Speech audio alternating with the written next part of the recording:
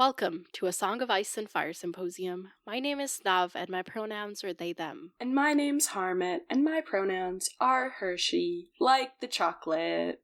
And this is A Feast for Crows. Chapters 9 and 10. Brienne and Sansa. In these chapters, Brienne's looking for Sansa, and Sansa's looking for some silence.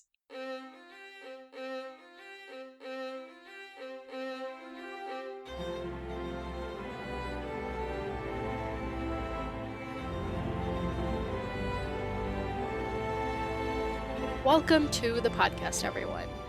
So, Harmith, did anyone die in these chapters? I feel like I gotta modify the question because, nobody dies anymore. True. No. Right? No, nobody died. Well, the only... maybe Marillion. Oh, not quite yet, right? No, not yet. I mean, he's got his eyes died. 3 of his fingers died. Sansa doesn't know yet that Tywin died. Yeah. That's all I can think of that's, directly death-related. Right. Yeah, I guess that's a... Well. We do learn about the death of, all the Duskendale people. Okay, but that was, a year ago that we knew. No. Not, Rob's army. I mean, the Lords, Oh, the people who... families right, yes. and family. Right. That was also, Yeah, so some historical deaths. Yes, yeah. Okay, all right. Fair. So, what did you think of these chapters? These chapters were fun, however, very stressful and a little sad. Well, yeah. Yeah. It's character building. I enjoyed them, but they were just, Sansa specifically, most of my notes were just yes, no, yes, no. It was she'd get to the right conclusion, but then it would veer off and you'd be no, not that. Take the first part, leave the second part. So very frustrating, but still very fun. And well, I don't know fun's, but interesting. There we go. But Brienne's was good. I enjoyed it. However, once again, a little sad when she starts talking about stuff sometimes. Yeah. Wow. But I enjoyed both of them. They were good. Okay, cool. Then summarize them for us in 3, 2, 1, go. Okay, Brienne gets to Duskendale. She talks to the people, and they're other people have also been looking for him. By the way, he was the only one continuing his lineage. Oops, now he's dead. She doesn't know that, though. And then she meets the other guy who's there was a fool going around wanting to get passage for 3. She's who's the third person? Don't know. Then Pod has been following her. Pod's hey, Brienne. And they're gonna go towards Maidenpool? ? I forget now. Okay, switch. Sansa. Okay, it's the aftermath of Lysa being pushed, Marillion's in the dungeon, fingers removed, eyes removed, basically tortured into saying that, he killed Lysa because he loved her so much and, she was gonna have Patyre's baby, whatever, everyone listens because, whatever, and the dude who brought them is Royce. That's it. Oops. Patyre's baby. Sorry? When you said Patyre's baby, I started thinking of little tire babies, Oh no. And then I was okay, sorry. I don't know why I said Patyre. It just came out in the heat of the moment. It's fine. I have to deal with it when I listen to the audiobook, so you can say it. Okay, so Brienne, right? We can just jump into the thing, right? We're good. Okay. So Brienne gets to the gates of Duskendale, and she's waiting in this super long line. She says it stretches back a 1/4 mile. And it felt good to dismount and stretch her legs, which is a thing she says multiple times in this chapter. Yeah. I mean, I get it, you're tall, so, I guess your legs have gotta be more scrunched up than other people, but I don't know. It's one of those George R. R. Martin phrases that where he's constantly reminding you about specific character, physical traits of characters, yeah. Yeah, and so she's So she's kind of talking about, once again, continued from her last chapter, where, like, everyone just kind of looks at her because they think she looks funny, and she's like, oh, I need to talk to them. I need to take that initiative if I'm going to ask them about Sansa, but she's like, I've always been shy, still shy, you know?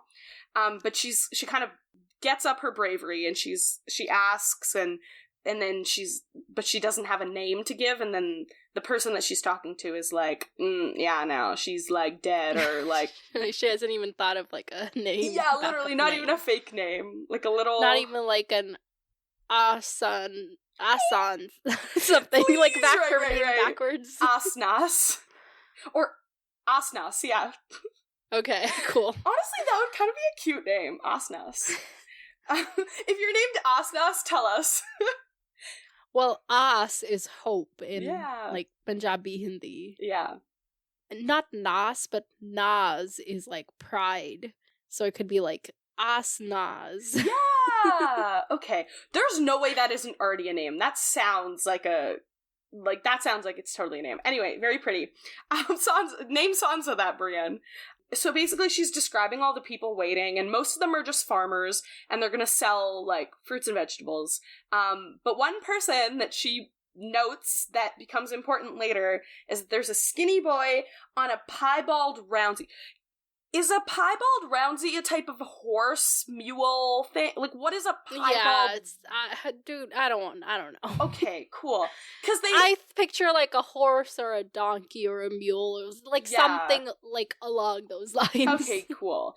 Because every single time that's the way it's described, it's not like, oh, there was a skinny kid. Like, I don't think he has any specific scars, but he's not described with his physical, like, attributes. He's constantly described with the piebald roundsy, and I'm like, what is this? Well, if you go back and read her other chapter, you'll notice this description as well a couple times. There is a piebald roundsy! Whoa! Okay. Because she does say later, like, eventually when she finally really notices him, like, along the road, she's like, wait, I'd seen him in other, like, places as well, and I was like, had you? Yeah, like, when she's, like, camping with those guys, like, she's asleep, and one of the guys is like, oh, nobody passed except this kid on this, like, piebald roundsy, like...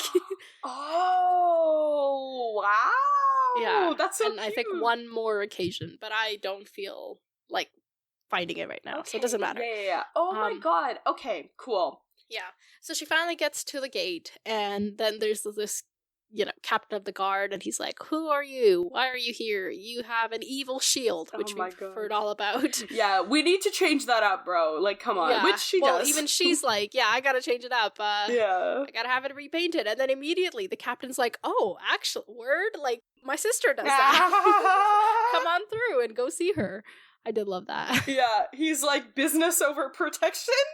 Yeah, so she gets in, people are there, like, selling all sorts of shit, including armor and arms, which they looted off of all the people that died here, which, I mean, I get it, but, like, the looters come with the carrion crows after every battle. Damn. Once again, a feast for the crows. Yes. We get it, but I love it. I'm gonna be sarcastic about it, but I'm still secretly gonna love it, Yes.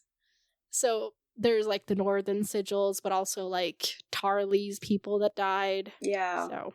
Can we get a quick recap so that I know that I have the information correct? So Duskendale, this was when Robb was still at Riverrun, right? And he was like, my men are at Duskendale, why the fuck?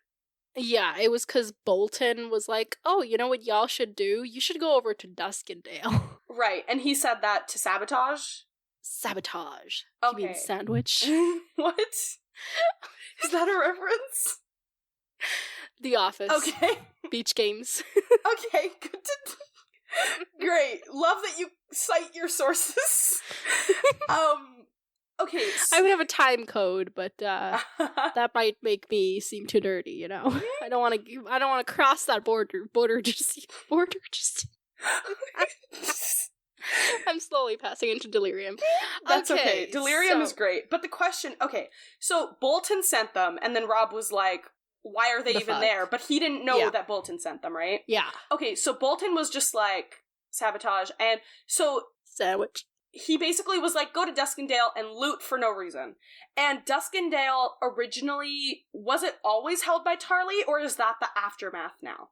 Like, who was originally some guy. Like, okay, but, like, irrelevant. Yeah, like, Tarly went to clean up the mess, and now he's in charge, you know? Okay, so Tarly basically took over after the Robb army mess happened. Or Bolton's... Well, I think Robb's army came down and was met with Tarly. Oh, so... Okay, so it was Tarly who came up to fight the Robb's army. Oh, because it was all pre-planned. Because Bolton. I actually don't remember the specifics so far, but, like, Tarly fought with the Northmen. Okay. Because it was like, Bolton's thing was like, oh, go loot that area. Nobody's been there before. And then they got there, and then Tarly showed up and then beat the shit out of them. So it could have been an intentional thing. Yeah, like you know what? That probably makes a lot more sense. I was just like, he happened to be not strolling by, but like like that Tywin heard that it was gonna happen, so he sent it up. But like, he probably heard through. Yeah, but like it was so long ago, and that because we saw so much Tywin planning. I'm sure somebody will correct me. Okay, cool. But that makes sense to me. Okay, I guess. Okay, because I guess I couldn't remember if this was the one where Robb's men went, what's it called when you don't listen and you go I didn't know if this was Robb's mistake or if this was just, like, a thing that happened and Robb's men were being... Yeah, like, this was purposely on Bolton's part. Okay, that makes sense. Yeah. An effort to, like, reduce Robb's army. Okay, that makes sense. Yeah, cool. Yeah. We get information about Duskendale, whatever. Like, it's a port town. We get it. It's great. Mm-hmm. There's an inn called the Seven Swords, and it's got these 7 swords hanging outside it. We'll talk more about them in a minute. Ooh. She goes to see the girl who does the painting, and she's got this really cool door. You'll just have to trust me on that. I don't feel like quoting it. Oh, wow. I am so entertaining today. So... Yeah, she's also like, oh, them Harrenhal bats, people, bad. And Brienne's like, okay, I gotta get something new. But I don't know what, because I don't want to get my own arms, because that's like people suspicious, think I'm murder, you know? So that's no good. So let me get this, like, thing I remember from my dad's armory. And we don't get this until later. I was hoping you would say something, but you didn't, so we're gonna move on. I didn't get it. If this was something that I was supposed to understand, I didn't. That's all I'm gonna say. Alright, so then she's like, okay, I'm gonna describe something to you, but I'm not gonna tell the audience, and then I'm gonna go to this inn over there with the swords, and the swords represent the 7 Darklands who were Kingsguard, which is the highest number of any house, and blah blah blah. Whoa. But yeah, and then she's like, oh yeah, they were the glory of their house, and now they are a sign above an inn. Damn. But it's like this constant, like, thing of, like, oh, knights and knighthood, and I promise I care about this more than I sound like I do. Okay? It is Brienne's exploration of the themes of knighthood and honor and all of those things. Yeah. And it's intense, and it's, like, well done, I promise. Yeah. No, it's... Okay. Yeah, it is... This was really sad. This was really, like, you know? Like, Because it really also is, like... It's like Brienne's going on this mission, and she's like this knight, and she's gonna, yeah, but like, except fulfill... she's not. She's a knight who's not, you know? She was never knighted? Dude, she's not a knight. Women can't be knights. Right. Okay, but I thought Renly appointed her, but she was never actually, like... She's not a knight, no. Oh, okay. I guess my brain was like, well, he had to have done that to do that, right? Okay. Right, yeah. Which, I guess, like, Dunk and Egg vibes again, where it's like, the non-knight is the knight. Right. But, yeah, but... Okay, like, I want to skip ahead. Okay. The next day, she goes and gets the shield, and she looks at it. Wait, are we gonna come back? Because you just skipped so much. Yeah, okay, we're gonna come back, because I can't take it anymore. Okay, It was fine. more a picture than a proper coat of arms, and the sight of it took her back through the long years to the cool dark of her father's armory. She remembered how she'd run her fingertips across the cracked and fading paint, over the green leaves of the tree, and along the path of the falling star. Falling star. Oh, is this like Dendarian? That's lightning bolt, honey. Oh, okay, yeah, I don't know. These are Dunk's arms. Ugh. Really? I don't have the patience for this. Wait, what? Oh my god, they are! Wait.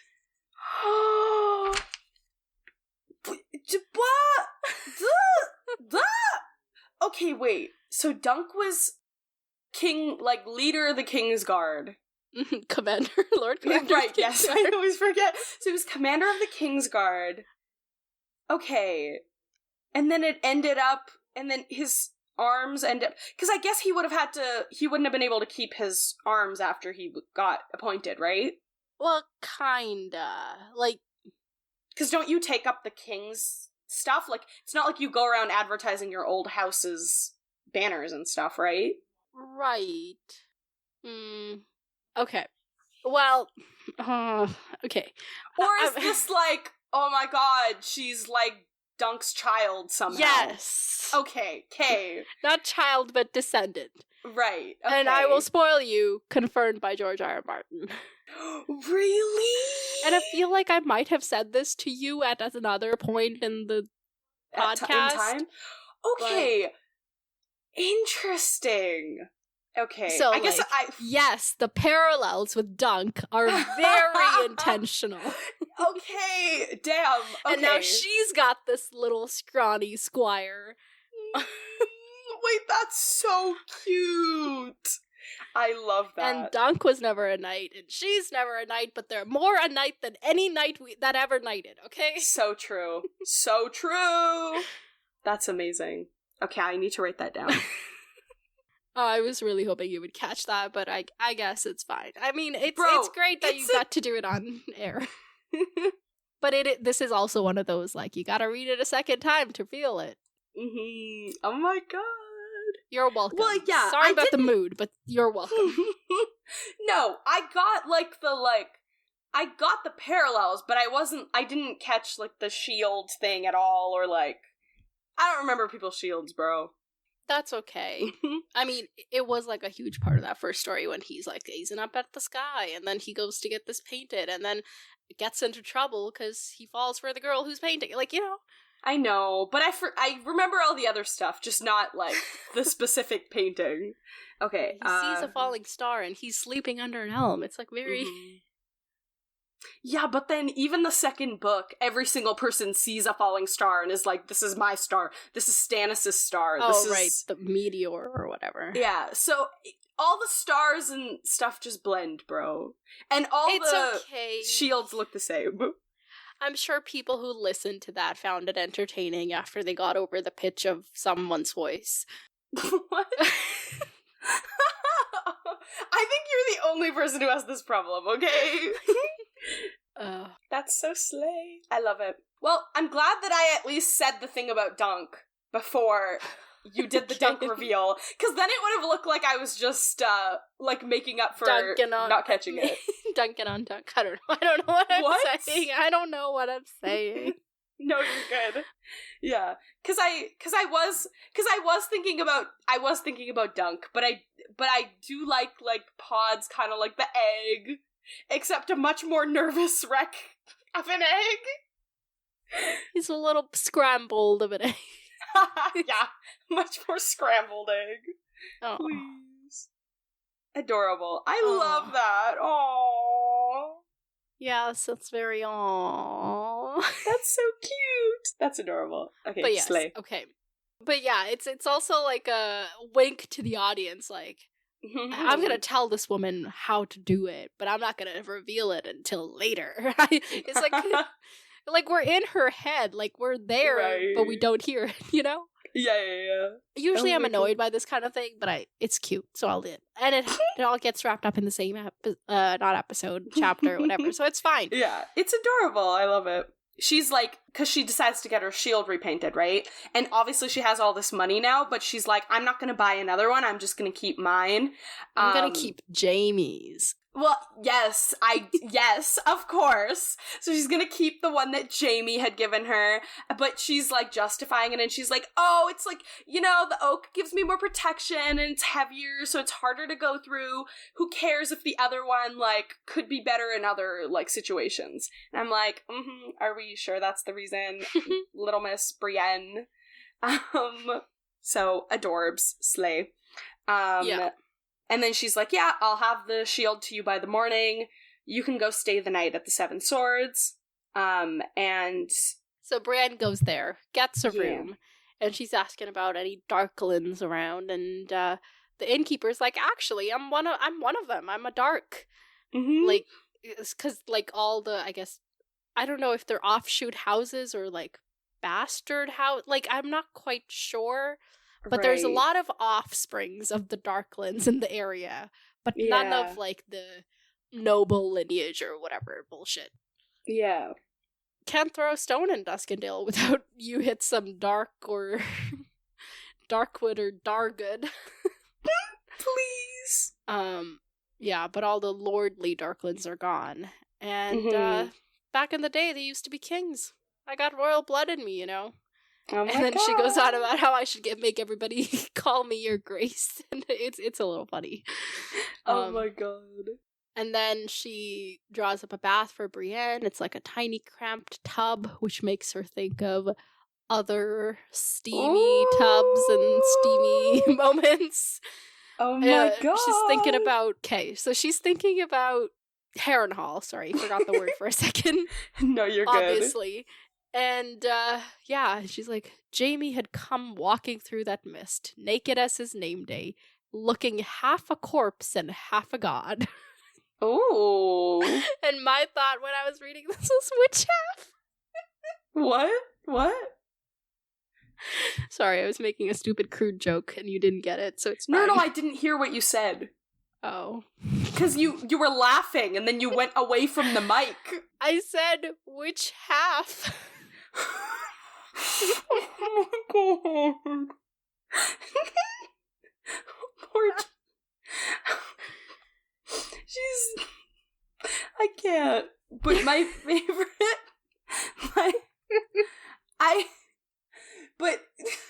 Okay. This entire chapter is also just, like, her replacing Renly with Jaime. Because, so she's thinking back to, like, ooh, like, that's how he looked, and then he climbed into the tub with me, and then it says she remembered blushing, and then she just tries to distract herself. She's just, like, scrubbing her, like, the dirt off real hard, and then she's, like, trying to call up Renly's face again. So... Homie is trying, but it's not working. We have fully replaced Renly with Jaime. And girl has an authority kink. Like, that's, like, there's something there. However, slay, because I'd rather her falling over Jaime than Renly anyway. So, I'm okay with this. I'm okay with this replacement. But this was my first, like, yes. Because up until this point, we didn't know, like, for sure if it was also her too, or if we were just projecting onto her because we like Jaime and he likes her. Renly already had somebody he liked. Like, and also he was gay, like, literally. Yeah. Like, that never would have worked anyway. Yeah. And also Jaime needs somebody other than his sister, so it's like... True. Yeah. Like, it's definitely, like... Yeah, like, it's definitely different because it's actually romantically viable. But it's still, like, the same, like, she's taking, like, this person whose mission she's decided that, like, she's committed her whole life and being to this mission. And she's like, this is who I am as a knight, like, this is what I'm doing, I've committed myself to this. But then is also falling in love with that same person. So it's like that's the parallel I was making to Renly. No, yeah, totally. I'm just saying the reason we cheer for it is that. Oh, obviously. Yeah. We're like, they both need to... Yeah. They both need to get together. Yeah, maybe they'll, like, that's what they need. I don't know. Yeah, maybe it'll, you know, love will solve all our problems, obviously. Exactly. Yeah, it's okay. Let us be Delulu for a few seconds, bro. It's okay. But yeah, she's having the Jamie thoughts, and then water goes cold, and she's like, this is the most I can do, let's go. So there's a detail about, like, she grabs her sword belt, but she leaves her, like, mail and helm behind, so she doesn't seem too threatening, which, oh my god, this is so, like, just the gymnastics she has to, like, go through all the time is so annoying, you know? I can't relate. I have never felt this way. Yeah, wow, being overly, like, specific. Aware of how you're perceived. Yeah. And constantly being aware and being, like, trying to stop people's judgments and, like, things before they even happen. Like, wow, craziness. Never heard of her. But yeah, so that was a nice little detail. But also, like, I want to spoil things for you, but I don't want to spoil things for you. Okay, I'm going to talk about a personal experience. Okay. So, obviously, we're all always aware of how we're being perceived, but, like, some of the most joyous moments of my life are when, like, I've had several interactions with, like, kids. Well, they'll come up to me and be like, are you a boy or a girl? Like, just very, like, matter of fact. And the joy I feel in that, like, the gender euphoria of that moment is, like, nothing compares to it. And I want Brienne to feel, like, I'm not saying that she's not cis or whatever, but, like, to be perceived as just the person she is, no more, no less. Like, you know? Yeah. And I want her to interact more with kids, is all I'm saying. And I'm not going to say more, but, like, that's it. Okay. I've shut up now. Well, we have at least Podrick now. Yes. If she finds Arya or Sansa at some point, maybe we'll get that. If this mission that she's dedicated her life to ends up being successful at all. Maybe we'll even get some Tommen interaction if she goes back and he lives to see the day. Yeah, okay. Yeah, no. Yeah, I think kids are a nice thing to be around for, like, just, like, you know, they're not gonna, like, silently be out here. They're just, like, gonna, if they're judging you, they're gonna say it. Which sometimes is a good thing, sometimes a bad, but in, like, these cases of, like, how you're being perceived, it's nice, because you're like, they just tell you. They haven't been socialized yet to, like, think of all the ridiculous bullshit things that people, then we eventually learn to think are important, but aren't important. Yeah, totally. Yeah. For sure. Slay. But that's I would also like to see her interact with kids. That would be fun. But yeah, after she finishes jumping through the hoops, she goes... Where does she go? Oh, she goes to the Dun Fort, and she wants to talk to Lord Riker, who's the lord in charge, but he has gone off to Maidenpool with Randall Tarley, so now she's gonna go talk to the Castellan, who's Sir Rufus Leake. Have we heard about Leake?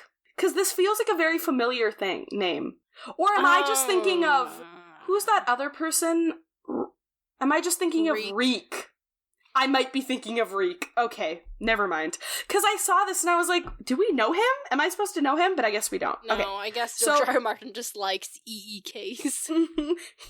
he needs to...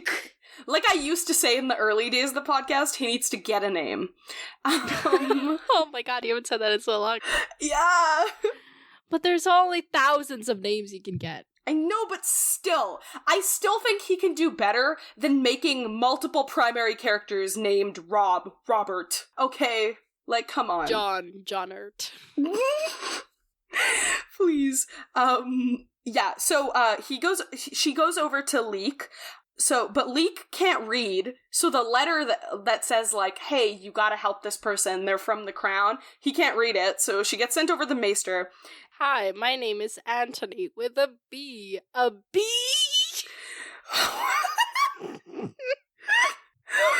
Is this... Okay. I'm remembering old Bridgerton TikToks. I remember when you had that folder. I had multiple folders for each episode because I was sending them to you as you watched each episode, and then I had a folder for having sent, and then like that was so adorable and sweet. I loved that. Well, see, like everything you do, it's really because of me. No, this is such a weird ego trip, bro. No, but a lot of the things I make you watch, you end up liking them because I know you'll like them. But I have to make you like them to begin with. Oh yeah, yeah. Well, yeah. I'm saying, well, yeah, because you act as though this is a discovery and not a point and not a recurring plot line in our lives. I guess that's true. If this was a TV show, today. People would start writing in, and like if our lives were a TV show, people would start writing in and complaining because they'd be about the repetitiveness. They'd be like, "This is the only trope you have." Every episode, Nav introduces Harmouth to something, and Harmouth loves it. Exactly. They're like, can these people have some character development? Can we change it up? Please? I am so scattered. I am the scrambled eggs. No, it's okay. It's okay. It's entertaining. Moving on. I'm sure it's not. It's like frustrating me, and I can't stop doing it. It's okay. Trust. It's okay. This is like last time when you were like, I'm not contributing, and everyone was like, yeah, you are. So just because you think something's annoying doesn't mean it is. You live with yourself 24/7. Of course you're gonna think you're annoying. That's true. That is true. No one else must bear this burden. Okay. No one else must have. Okay, I think you're getting into Shakespeare mode too early. That's not until next week. Yeah, that's what I'm saying. Way too early. Okay. Now we're getting into references that no one else understands.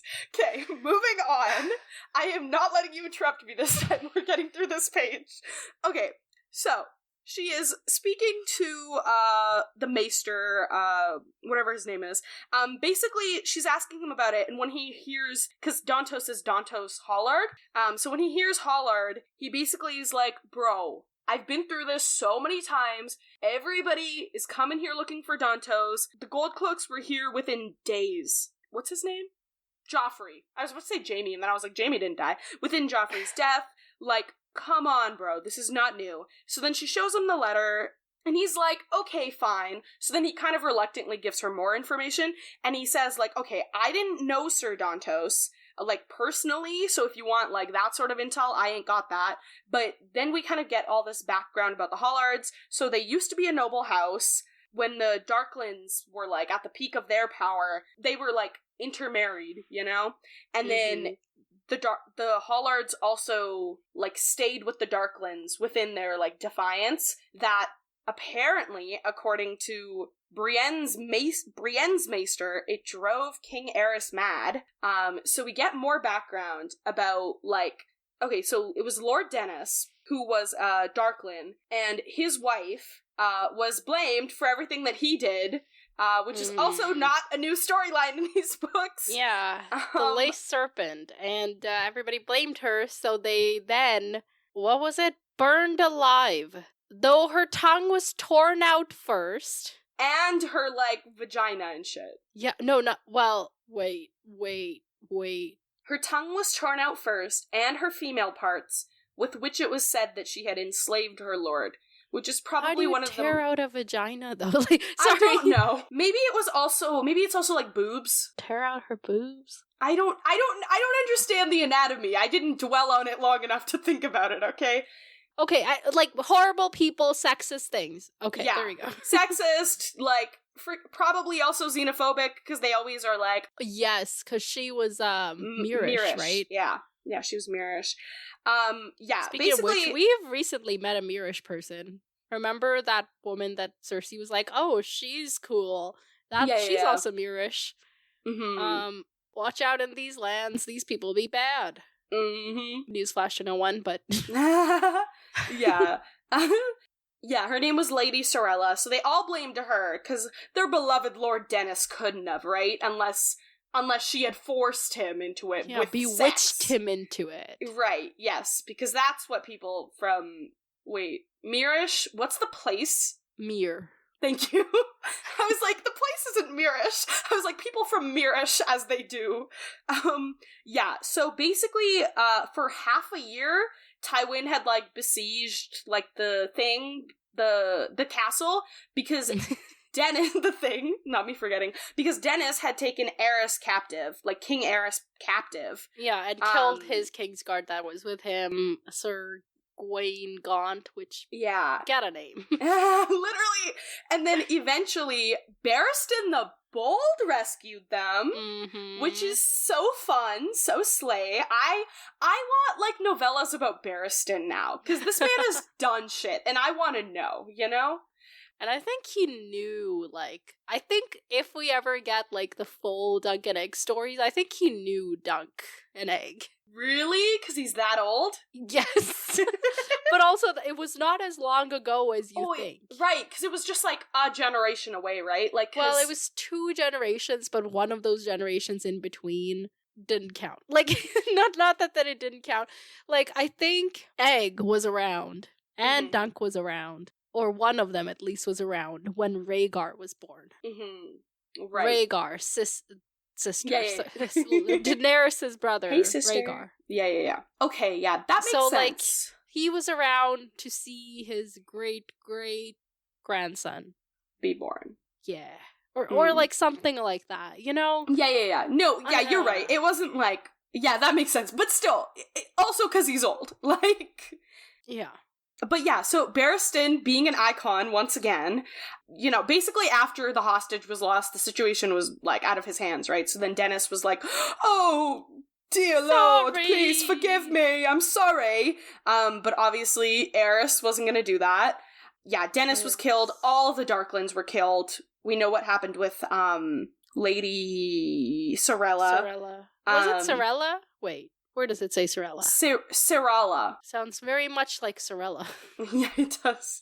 But it's Sorella, Serala. Yeah, so that's the result of what happened. All the Hollards that were directly involved were killed. And they had also been marrying into the Darklands for ages, so they were all, like, intertwined in all sorts of ways. And some of them were killed in the fighting. Some of them were like killed for the offense of imprisoning the king or whatever. Yeah. Also, their lands were taken, their castle torn down, their villages put to the torch. Like, what did these village people do to you? Like, what the fuck? It makes no sense. So Dantos was basically the only one who survived, and even that was because he was about to be killed. Yeah, and that was just because Barristan asked that he was spared. Okay, I know that, like, Barristan is slay. However, I don't know. I just, like, did Dantos, like, help in some way? And, like, maybe that's why Barristan was like, spare him. Dantos was a child. Like, not a baby. But there were other babies too, right? And he didn't advocate for them. Was it mentioned that there were other babies? Okay, he wasn't a baby. He was a child, and I feel like he was one of the younger ones. I guess. I think it's also because... Well, maybe the reason Barristan advocated for him and not for others is because he was the child of one of the people that was less directly involved. Because that's kind of what it alludes to before. Because it says, like, oh, young Dantos was the son of Sir Steffron, who was the twin brother of the other guy. Like, so it's implied that his family wasn't really... So maybe it was because he was a kid and his, like, parents directly weren't involved. Yeah, I would, like... In my head, I had it as, like, he was a kid, and that's reason enough, and, like, but maybe there's more to it. Yeah, but either way, Barry saved his life. So he was taken to King's Landing as the squire, and then the maester that we're talking to is basically just like, yeah, there's no reason for him to be here, like, he'd never come back, like, there's no ties, and if I were them, I would go completely in the other direction. Like, go to Old Town, go across the Narrow Sea, go somewhere else. Anywhere but here. Yeah, he's like, I'm tired of this bullshit. Y'all need to stop bothering me, basically. Yeah, and, like, Brienne flashes back to having found one of Sansa's maids who had also served with Renly, but she had told Brienne about how Sansa was always praying. Like, she went to the Sept, but then she also went to the Godswood every night. So that's why she must have gone to the north, because that's where her gods are. And Brienne's like, yeah, but the North's so big, and I don't know who she would go to. And she's, like, thinking of all the possibilities. She even considers, like, maybe she went to her aunt in the Vale. That was kind of, like, low-key the conclusion she came to from this, like, brainstorm. Yeah. And I was like, oh my god, I don't even care if it's for the wrong reasons, because her conclusion just end up there, yeah. Yeah. Her conclusion is she's like, oh, well, like, of course, like, her aunt, right? Like, would love her, and, like, duh. So wrong reason, just do it anyway, even if you're wrong, you know? Yeah. Because she's thinking about, like, Edmure's there, but he's not gonna be doing anything. It's Brynden Tully. Why would she know Brynden Tully? Like, you know? And she finally lands on Lysa, and I was like, please just go there. Abort this mission and go there. Please. Yeah. As she's kind of having all these thoughts, she finds herself in a dead end, because she was very distracted by her thoughts. Then we run into a little boy. Who sees her and then runs away. Please. Yeah, and then she's like, yes, he seems familiar, but I don't know where. So she moves on. She goes back to the inn, the Seven Swords, and it's time to eat, and there's no seats. Time to eat, but there's no seat. And yeah, there's a little person there. Did we ever learn? What was his name? Sorry. I don't think they gave him a name. Oh, yeah. Literally, he's like referred to as the brother or the dwarf. Like, never. Yeah, which is a little icky. But alright. Yeah, like Brienne asked the guy his name. But then I guess she would have had to give hers, and that she doesn't want to do. Yeah, but he was offering us up so much information. I wouldn't be shocked if he had... I don't know, maybe that's why I was under the impression that we heard his name. No. Yeah, he's like a holy brother with the iron hammer of the smith dangling down. So is this like 7 gods... And he's a holy brother? Or, like, what is this? Yeah. 7. Okay. Yeah, okay. Like, Smith it's that religion? One of the 7. Okay. Yeah. Cool. I never... Other than the mother and father and warrior, I don't remember the rest. And that's because those are basic. Yeah, but the Smith, the crone, the maiden, the okay, cool. The dead one, what is that one called? I don't know. But yeah, so he is on his way to King's Landing to join the other, like, sparrows and... holy brothers we saw on the road. Yeah. And he used to, like, be in a place by Maiden Pool. You know, they were devastated by the war, and then eventually some Sellswords came and killed everybody, but this guy, because he was small, he hid in a log and survived. Yeah. And he's here now. And, yeah, man, he had to bury them all and then, like, dig up coins, like, the little money that they had, and then, like, venture out into the world, which is giving, like, Arya Stark levels of sad. It took me a long time to bury them all, but the smith, he gave me strength. Like, yeah. Like, I don't like it's the mushy gushy feelings. I don't like I can't process them. Please, it's okay. We don't have to process them. We can just be like, that was sweet. Just, you know, I felt bad for him, but it looks like he's gonna be able to... Yeah, he's got good spirit. Yeah, like, he's making his way. He's still nice to people, you know? He's very nice to Brienne. He's one of the only people... He's still nice to people. It's okay. Such a sad sentence. Well, it's... like, you know, like, he wasn't weird to her at all. He was just normal. Yeah. It probably also helps that he's probably been, like, discriminated against too, so he gets it. But still, it's never enough sometimes, you know? Still get people. It's such a sad world. I know. Even in this fictional world. He's still nice to people. You know what? It's okay. Let's not think of the sad part of it. Let's think of his strength, you know? He's cool. I'm focusing on him instead of the problems, okay? Moving on, okay, we get some interesting history. So afterwards, now, she's comfortable. She asks him, like, I'm looking for my sister. And he's like, yeah, bro, I don't know what to tell you. I can't, like, you know, I didn't meet any pretty maidens. And then when she's like, oh, but there was a fool at Maiden Pool. He was clad in rags and dirt, but under the dirt was motley. And so the stuff he tells us about this person is that, so she's kind of like, okay, so did he have a red nose? Like, she's trying to get the physical description to figure out if it is Dantos. But he's like, I don't know. Because he's like, I didn't really pay attention to him, so I couldn't tell you. Because that was when that was right after I'd buried my brothers, so I was very traumatized. Mm-hmm. I wasn't paying much attention. I was focused on getting a ship to take me to King's Landing, and that was when I'd seen him down by the docks, and he was avoiding Lord Tardley's soldiers, and he was trying to get passage for 3 people across the Narrow Sea. He also went to the sailors who hang out at the Stinkin' Goose to, like, get people to smuggle him in. Mm-hmm. And he would sing a funny song. And I think that's all we know. Yeah. That's, like, part of his description. And then, the only other thing we know that happened was he tells her that, like, one night Lord Tardley's soldiers had come to look for him. And then a few days later, someone else was like, I fooled a fool. And then someone else was Nimbledick! Do we know Nimbledick? Nimbledick was one of the who or whats you'd given me before the beginning of this book. Oh, okay. So, now I know that Nimbledick is in fact a person. Okay. I'm glad you remember that, because I totally forgot. I think that was one of the weirdest ones. So I read that and I was like... the only 2 I remember off the top of my head is, like, asking you who or what is dog and who or what is cat. Oh yeah, and then I was like, I don't know. I gave, like, a weird reasoning, because what else was I supposed to give you?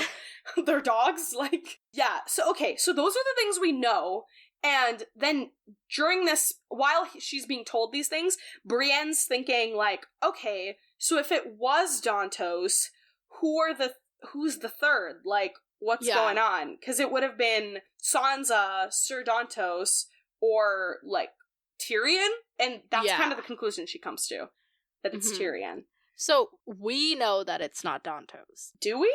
Dantos be dead, honey.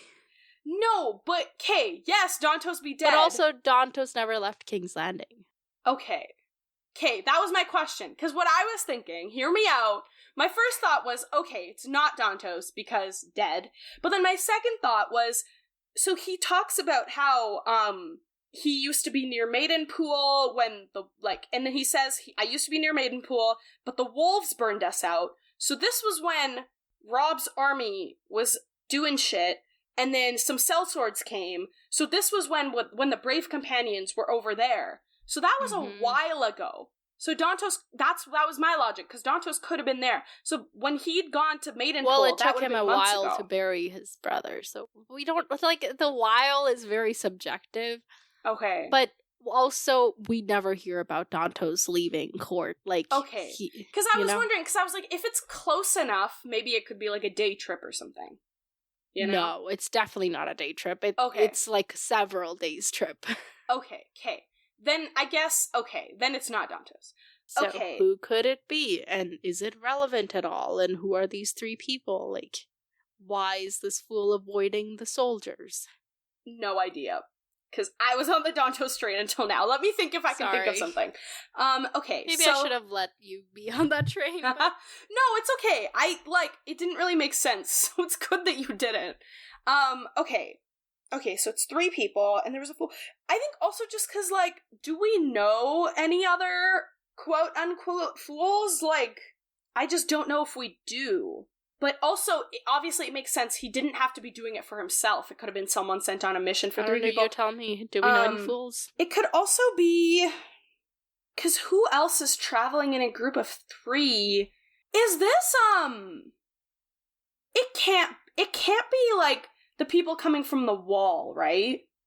Because they wouldn't be here yet. What people from the wall? Like, the free Sam and Jilly and them? Gilly. Yeah, sorry, Gilly and them. Like, they haven't... This was... Yeah, but also, they're taking a boat, like... Like, that's been arranged and everything?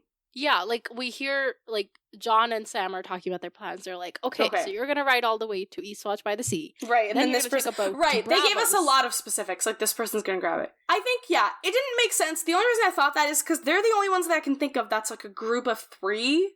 Because I just don't know who else would be. Well, they're a group of, like, 3.5, because it's... Well, no, there's more than... because remember, one of the other details we get is that there's going to be another singer from the wall accompanying them, who's going to try to be recruiting people. Right. So... And then also the baby. Don't forget the baby. Half a person. No, I'm just kidding. Babies are full people. You're joking. It's okay. We get it. Okay. Could it be... I don't know. I just literally don't know. Because they would have had to be from, like, coming from King's Landing or something. Or, like, from River Run or something. And the only other thing I can think of is the, what's their face? Like, because, we know that Beric and, what's the other guy? Thoros of Myr are missing. Because also Myrish. Sorry. Right, connection. Because Thoros of Myr and Beric Dondarrion are missing. Probably a third person, too. It's not like we 100% know all the brothers. They probably wanted someone with them. Did they have somebody dressed in motley with them? I don't know. They were a motley crew, but were they... I got brains sometimes. I don't know. I think that's my final prediction, because I just don't know. We don't know any other people who are, like, escaping near or from King's Landing. Tyrion stuff hadn't happened yet, so it can't be Tyrion Varys third person. She's basically, like, in the Riverlands by now. Yeah. She's, like, in that area, like, between Harrenhal and King's Landing. Oh, you know what? Oh my god. Maybe the third person's Gendry. That's Beric and Dondarrion. And that's why... I know what you meant. And that's why we didn't see... Because I remember you brought up, during that epilogue chapter, like, where's Gendry? Oh, yeah. So maybe it's Gendry... I'm so smart. Maybe it's Gendry, Beric, Thoros, and then... But who among them wears motley and sings funny songs? They had a singer, right? So that's a fourth person. But maybe the fourth person doesn't need to go with them. Maybe the fourth person is going back to the crew. Thomas Seven Strings, Seven Strings. Yeah. Maybe he goes back strings. After the recruitment. Or maybe they just found... What recruitment? Like, the ship. Okay. The passage. The only recruitment we talked about was the Night's Watch. Okay, yes, I'm sorry, yes. You don't recruit... Hey, I said it wrong, okay? Give me a break. You can't be saying things wrong. I'm the one who has monopoly over saying things wrong this episode. Please. When I look back at this specific page 3 years from now, I'm gonna be so ashamed. Because all of my thoughts were like, oh, why would Dantos be planning that if Littlefinger already has his own ship? Like, those are all I was trying to rationalize those things. I should have let you live those out. No. They didn't make sense, though. They were illogical. Okay. You're supposed to clarify illogical things. You're supposed to have an honest discussion with me. That's okay. Yeah, you are. As long as... I know right now you've been, like, spoiling some things. Maybe that is okay. Like, maybe that is a little bit iffy. I like it, but it's iffy. However, I don't think that you not letting me go Delulu is wrong or spoilery in any way. Because you do that you poke holes in all my arguments. This one was just a very logical hole. Yeah. I think this one was just you pointing out the hole. You didn't even have to poke it. I don't know what Nimble Dick is up to. So they'd fooled the fool. So does that mean they weren't successful in the quest? Like, And then were they eventually captured by Tarly's soldiers? Like, is that why? Or was really Tarly good questions. Remind me that you asked them. Or was Tarly like, oh, we're gonna help you, which I doubt, because why would they have been avoiding them if Tarly would have been someone who would have helped their mission, So I don't know. The one last thought I had was, I don't know, I just think that Olenna's really girl boss, so maybe Olenna's involved somehow.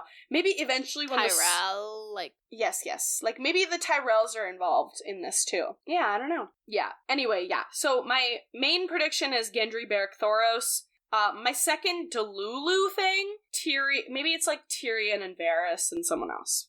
Because Varys could recruit anyone. Those are my two thoughts. Okay, moving on. I think if I had all of my faculties, I would poke some holes, but I'm gonna let them stand. I shall let the argument stand as is. It's Delulu. Without objection. It is Delulu, but I need some hope to cling on to. Yeah, like, how would they get to Maidenpool in the first place from King's Landing? Maybe they stole a horse. A horse. 2 horses. And then horse their way to Maidenpool without being spotted as, like, 2 very recognizable people? Okay, moving on. Fine. Like I said, it was Delulu. But my real guess is just Gendry, Beric, Thoros, because I don't know any other 3 people hanging around Riverrun. Maybe Edmure escaped. Okay. Maybe, if we don't find out next episode, I'll give you a hint. Okay, cool. Yeah, because I'm trying to think of any other... You know that period of time during Storm of Swords where there were so many plottings going on that a very valid... that possibly the most valid prediction to make was just, oh, this is a Tyrion Tywin plan. You know what I mean? But I can't even do that anymore because he's dead. And all the plotting has basically come to a halt. Now we're just... Like, not to a halt, but, like, now we're both basically getting all the after effects of all the plotting. Yes, but we're hopefully getting Cersei, Jaime plotting. Yeah, true. But we're just kind of waiting for that to happen. Anyway, yeah, sometimes he would sing... Also, so much Littlefinger plotting, sorry. Littlefinger just stays plotting. That's not an on-off switch. The other character is, like... Because he finds a way to, like, not have to deal with the repercussions, so he can just constantly stay plotting, you know? Yeah. Meanwhile, everyone else has, like, dead kids to worry about, you know? Like, the conclusion Brienne has come to is that it's Sansa, Dantos, and probably Littlefinger. Or, no, not Littlefinger. Tyrion. Totally said the wrong thing. Completely different people. That's her conclusion. I had nothing to do with it. I didn't distract you. So then she gives him the bowl of... She pays for his bowl of stew as a thanks for all the information. And he's like, you gotta eat more, bro. Like... The road is tough, bro. You gotta eat. And then she's thinking back to the road, and she's like, this is where all the trauma happened, where Cleos had died, Jaime had been taken, after which his, hand was cut off, all that. And she's thinking back to their fight when his wrists were chained, but he was still trying to fight her because he was mad. She's, like, she's like, oh my god, like, that could have been raped, like, that could have been terrible. Like, she's just basically thinking about the road and how traumatizing it was. And she's like, yep, I know that the road is bad, bro. And then, yeah, he's like, hey, I gotta get to King's Landing. And so she basically is thinking back to the last time she was in Maidenpool. Shit looked terrible. Like, everything was burnt, broken. Okay, she's like, where can I go next? I guess Maidenpool is the next logical conclusion, but I don't want to go there. That place is a mess. Also, Randall Tarley's there, and I don't like him for some reason. Guesses? I mean, he's Sam's dad, so we don't like him, but, like... I don't know, maybe he was just, like, shitty. 'Cause Tarley... Maybe he was one of the people... Well, he probably also, like, heard about the Renly stuff, but I don't know why specifically Randall Tarley. I don't know. I mean, they're both from down south, so maybe there's just some bad experiences. Like, I don't know. I mean, she probably knows he's shitty. Maybe she's had a bad experience or something. Like, because she did talk about how, like, there was 3 attempts to get her, like, married off, so... And we know about one of them, so maybe there was something going on. Maybe it was, like, Tarley's son or something. Although, I don't think her dad had enough status for Tarley to want her to marry, right? So maybe there was just, like, some sort of... Sam's brother? Yeah. So she's basically like, okay, maybe I could just go super quickly and talk to Nimbledick, and then find a ship, like, get a ship there at Maidenpool. Talk to who? Nimbledick. Who? Nimbledick! Why are you making me say it? What? Alright, bro. I'm so sorry. You're becoming a second grader? I'm joking. It is funny. I'm moving on from it. No. Oh, okay. Sorry, I'm disappointed in myself. For making a joke? No, for not being able to get my shit together. Oh. Literally, I can, like, see my mind wandering away. Like, I'm like, focus, listen to what Harmeth is saying. She has intelligent things coming out of her mouth. And then I see, like, a little thing off to the corner, and then my brain just goes there, and I can't stop it. That is okay. You're doing your best. That is okay. I'm so sorry. But yeah, it's I'm okay. so sorry, listeners. It is okay. They understand. So she's still, like, people are leaving, but now she's kind of focusing on the gossip. And just people are talking about how Tywin died, murdered by his own son, they say. And they're also like, the king's just a boy, like, who's gonna rule? And the options thrown out are Kevin, Tyrell, or Jaime. But then someone's like, oh, or not the Jaime. Kingslayer. Not the Kingslayer, not him, at which point... Brienne is like, oh, I can't handle this anymore. Shit hurt enough. Yeah, to which I'm like, oh, okay, we're getting defensive over our man now. But also, the thing of note to me was also just no Cersei ever named in these discussions. Okay, if Cersei were competent, it would be an abomination. No, I'm not, like, complaining, As it stands, it is an abomination. But I fail to... like, feel for her at all. No, like, even just... But it's hard to stay angry about it when you're like, okay, it's not like she would be good at it anyway. In principle, I'm like... But yeah, so Cersei wasn't named, and then, yeah, she's heard enough, she's leaving, and then she has a dream that she's back in Renly's tent. There's shadows moving through green darkness. Something foul and horrible was hurtling towards her king. And, you know, she wanted to protect him, but she was, like, basically frozen in place. She can't do anything about it. And then the shadow sword slices through the but thing. She saw that the dying king was not Renly, but Jaime Lannister, and she had failed him. Dun dun dun. Yeah, so fully been replaced. I'm sorry, but she does have an authority kink. I will say it again. Yeah, so basically just further solidifying that Renly's old news, Jaime is new news. And now all the sad paragraphs begin. She has a paragraph where she's like, Well, no. This is when she finally goes to get her shield, and it's all cool things. It is cool, but it's sad, because it's like, you're no longer, like... Because, you know, she's thinking back to her childhood when she would, like, admire this, like, shield, but now we're in a completely different place. Yeah, she's thinking about a lot of things, but I'm just going to talk about the highlights. Mm-hmm. She thinks about that time that she was talking to Catelyn, and Catelyn had just learned that her kids were dead, and how she wanted to reach over and comfort her, but she stopped before her fingers brushed the older woman's because for fear that she would flinch away. Like, she's never felt, like...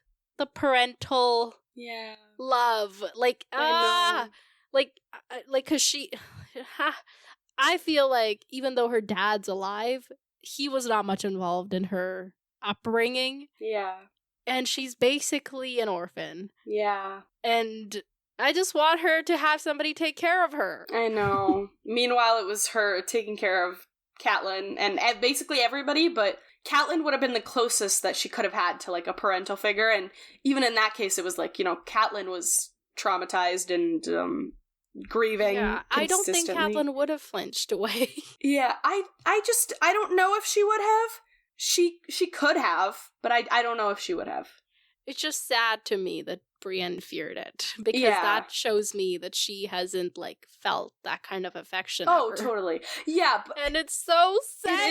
It is really sad. But yes, it does show that, but I also think it just speaks to their relationship specifically, because Catelyn was always, like, very, like, not cold towards her, but very just kind of, like, matter of fact. Well, Catelyn was very, like, well, I'm a lady, and Brienne should be a lady, but...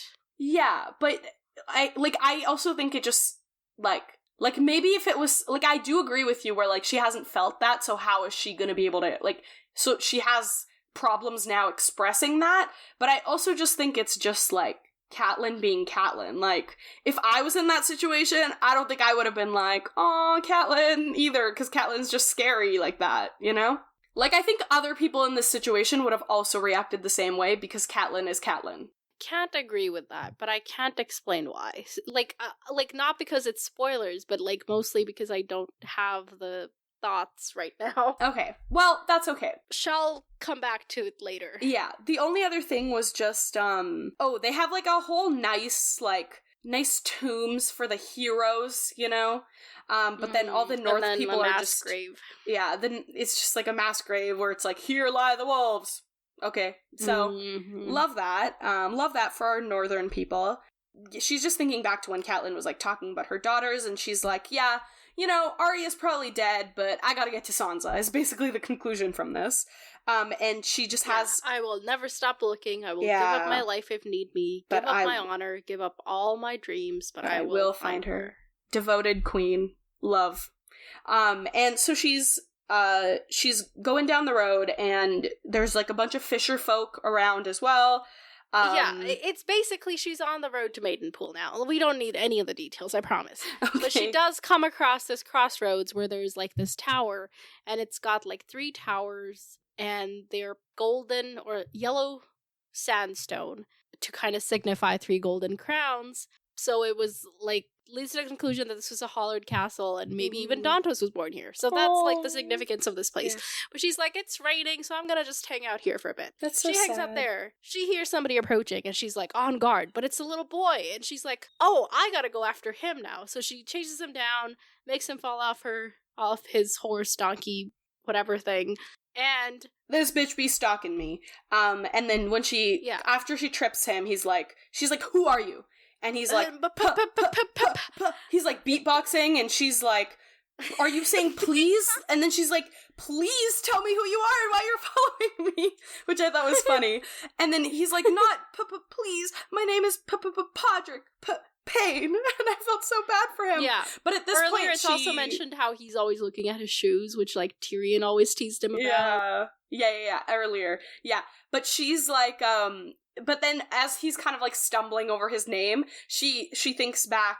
Yeah, she thinks back to like a day when like a young knight had come and he was probably gonna like court her, I guess, or something like. Yeah, some guy was coming to court her. Yeah, and all she had to do, she had like a speech prepared. She just had to say like his name was Sir Ronnet. She just had to say, "Hey, welcome to my father's hall.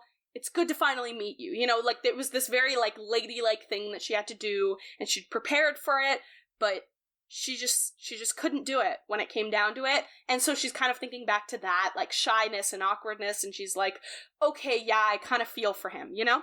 And then she's just like, why are you following me? Are you a Varys spy? Are you a Queen spy? Like, what's happening? And he's like, no, I'm not. And he's like, I'm the Basically, I worked for Tyrion, but he left me. Which is so sad. He was like... It was heartbreaking. Poor Pod, man. He's like, he left me. He's like, She's like, why are you stalking me? He's like, I'm gonna come find her with you. He's like, Brella told me. And Brella was that, Sansa's one of her old maids who Brienne had also spoken to. Mm-hmm. So I'm guessing that's kind of the trail that he followed as well. Yeah. Well, yeah. Yeah. So, back to her story. Yeah. While she's, like, getting ready to fight this potential attacker that is following her, turns out to not be, but she's like, okay, I just gotta think about how, like, she thinks back to her lessons.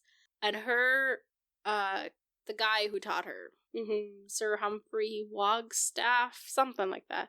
Anyway, he was her teacher in fighting, and he told her, you know... No. Sir Goodwin was her teacher. That guy was the asshole who was like... Oh. Yeah. Yes, so she was to marry this guy called Humphrey Wigstaff, who was super old. Yeah. And, rude. And, she was like, you know what? I'm not gonna marry anybody or listen to anybody who can't beat me. So she fought him. And her teacher's advice to her was like, let them work themselves up, because they don't want to, like, lose... or like they don't want to have like they don't want to let it drag out. Yeah. They want to get it over with real quick, and then you can get them. And she did, and that's like her technique, because dudes always do be duding around. Yeah, I don't know. And that dude specifically was her third prospective husband, and then after that, her dad gave up supposedly. Yeah, and basically a bitch. Yeah, and at one point she thinks it's that guy that we met earlier, who's like, you think you're looking for these people? Everybody's looking for these people. Yeah, him. The Mad Mouse, you mean? Yes, the Mad Mouse. And she's basically... So she's as strong as most knights, and she's apparently quicker than anyone, like any woman her size. So she's very quick, and she's unexpectedly quick, and she has a lot of stamina. Yeah. So, girl's got endurance, girl's got the fighting. She's basically really good, is what it comes down to. So she's kind of like thinking through these strategies, and she's like, hey, if I have to use them, I got it. And she's also thinking back, she's like, bro, he can't be no Jaime Lannister, and I fought him. So, yeah. Okay, so that's it then. Let's move on to Sansa. I can't, like, we already asked about the prediction about the the fool and 3 people. Mm-hmm. And yeah, I don't really care what you have to say about what she'll find in Rosby. No, I want to hear what you say. I just am too tired for it. Yeah, I guess unless you can really say it really quickly. I'll just give you, okay, I think I'm just kind of like, okay, so from all this sleuthing, and also from our previous experience with Pod's pretty capable. So I'm hopeful that this will be helpful, and it'll maybe get us some more leads, some more, like, do you know what I mean? Like, I have hope in Pod. Also, this gives her, like, a nice little companion, and, like, gives him, it'll be nice. I'm excited to see their journeys. In terms of what they'll find, they're going in the wrong direction, bro. The most we can get at this point is history. Like, they're going in the wrong direction. Or maybe we'll find out about those 3 people who were leaving. Like, maybe they weren't able to escape, so now they're there, and we'll meet them or something, and we'll figure out who it is. So, those are my thoughts. Cool. Sansa. She remembers having had a singer in Winterfell for half a year once. And she loved having the singer so much she cried when he left. Mm-hmm. But now she would do anything to make the singer shut up, because there's a singer who sings day and night, and he sings real sad songs. Okay, because he's imprisoned. I need to read this. But that was when she was a little girl and foolish. She was a maiden now, 3 and 10, and flowered. All her nights were full of song, and by day she prayed for silence. And I read that, and I had to put the book down and take a second. Because I was like, I can't read this chapter if this is how we're starting it. Like, because they didn't tell us anything, right? They didn't tell us, like, if she was in trouble, if who else was in trouble. They start with that, and I was like, bro, I'm scared. He sings of betrayals, murders, vengeance, grief, sadness. And it's even worse, because we're in the Eerie Tower, which is eerie, but also because, they're up, the sky up in the cells sky, are bro. open, and the voices echo. It's just constant. Yeah. Gross. But he sounds better than he ever did before, because he's now got he's got some grief, his voice is full of pain and fear and longing. Mm-hmm. Yeah. Whoa. Yeah. Though it had not snowed upon the Eyrie since the day that Lady Lysa fell, the nights had been all bitter cold. Yeah. This chapter is depressing, bro. It is. And apparently Littlefinger promised him, like, I gave him my word, he can sing. Mm-hmm. And also, Littlefinger's been busy writing a lot of letters. Lord Nestor Royce is coming up. He's the guy who's in charge of the Gate Castle. Mm-hmm. Gates of the Moon. Yeah. Keeper of the Gates of the Moon, and he's bringing a bunch of other people to, like, have justice be done. And so she has these, like, she's worried. She's like, well, like, what are we gonna do? It's our word against him, and, well, Littlefinger's like, well, who are they gonna believe? It's gotta be us. And also, our lies are gonna profit them, so they're gonna want to believe our lies. Yeah. And then she's like, yeah, but what if, and he's like, what if he's honorable? Don't worry, I know this guy, okay? And then he has, the entire chapter, he has these icky, like, I would never let anyone harm my daughter, and, like, his whole, what's it called when you act it in real life to then, method. His whole method going on, yeah. Yeah, his whole gross method going on, which I'm only gonna bring up now so I don't have to later. Yeah, so she's just really worried and really freaked out about it. And the entire chapter, she has this struggle where, like, yeah, when he calls her his daughter, she's like, I'm not your daughter, but at the same time, he's the only person who she has now, and also he saved her life, like, 2 times now.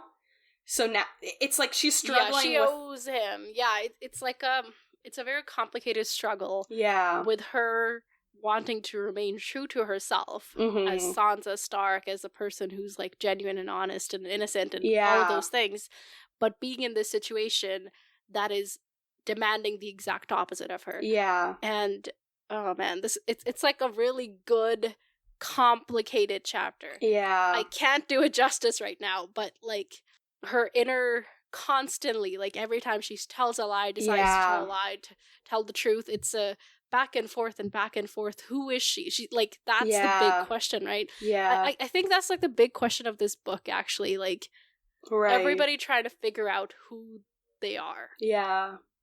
I think that's what we've seen so far. Brienne's trying to figure out who she is as, like, this kind of person that exists outside of the regular society rules, but must function within it. Yeah. And then Sansa in this completely new role. Yeah. And then, Arya. Cersei as, like, the, like, ultimate ruler now, you know? Yeah. Like, even that is, like, we make fun of her because she be ballin', you know, but like at the end of the day it's like this, it's like a whole that struggle is what and she's also identity doing too. Jaime has been doing that since the moment we've been in his head, but like continued on, it will continue now, and it gets even worse with his like brother disappearing after killing his dad, and potentially a breakup with Cersei on the horizon, and that has defined their lives, like with all the other changes. That's what's been constant for both of them, is like, okay, but at the end of the day, like, we're each other's rock, Casterly rock. And then with Arya's, like, am I gonna be a murderer? Like, whatever's gonna become of that. John's new, like, I'm a Lord Commander now. Yeah, like, Sam's, what does that mean? Yeah, like, Sam's, I'm learning to be a maester, is, like, this whole thing with Gilly, like, all of these people be struggling, like... Yeah, which is why this book is so great, because it's like... Struggles. You're reading the book, but really you're reading yourself. Yeah. Yeah. That's a good way to put it. But specifically for Sansa, it's like, yes, all of those things are true, but adding on, it's also like, now with this, like, at the end of the chapter, Robert asks her, so I guess, like, are you my mom now? And she's like, I guess, you know, and like, she's like, okay, like, you know, I'll lie to, like, placate him, whatever. But at the end of the day, she kind of is now. I think that's more true than not. The other lies you've been telling the entire book. Because right from the beginning, like, even what we just talked about, she's like, oh, but Robert can't sleep. Can't you get him to shut up? Like, do you know what I mean? Literally from the beginning of the chapter, it's like, now she has to... So she, like, has these additional roles to take on too, more than even just the internal conflict. But it's like, she has this conflict, but then there's also, it's like, the parts that I don't really like about it is, like, there's this, like, admiration that's forming for Littlefinger that I really think is so disgusting. Because I think in previous chapters where he was, like, being weird, she was just kind of like, oh, that guy's icky. And we were like, yeah, he is. See, I would like to argue. Okay. It's not admiration for him, but what he is able to achieve. Yeah, I guess, but I still don't like giving Littlefinger credit for anything. Like, maybe, but I still... Okay, there's no, like, I can't insert my spoilery views on anything. I'm trying to, like, refrain. No, I think, like, I don't know why I said no. I was gonna say, I think, like, obviously this is gonna be a progression, like, this is just one chapter, but I think, at least in this chapter, it's almost like she questions what he's doing. She's like, okay, we're saying this lie. And then she's like what you said, where she's, like, admiring what he's able to do. She's like, even here, she says, like, wow, he's so bold. Like, he was able to say that, and I'm, like, terrified for my life. Which, I do get what you're saying, where it's not like she's like, wow, he's so bold and I want to be like him. She's just saying, he's bold, you know? But I still think, she says that, but then, right after, in this chapter, I feel like she constantly, like, then she kind of, like, submits to it, where she's like, oh, okay, but you gotta be bold, right, to do it. You gotta be bold to play this game. Oh, I don't want to play this, I don't want to tell this lie, but you gotta tell the lie. And even at the end of the chapter, like, I think the last thing she says is, like, a lie to spare someone's feelings is okay, or, like, I forget, she says it much more eloquently, but I feel like in this chapter, she is submitting to it. And I do think that she can move beyond that, and in future chapters, I see potential for, like, going beyond that, but I think here... Beyond that how? Beyond that, like realizing that that's not necessarily true, like, just because... So you're saying that she shouldn't lie. That's not what I'm saying. I'm saying that, like, she's like, okay, a lie to spare someone's feelings is fine, but then, later on, it's like, okay, but how many lies?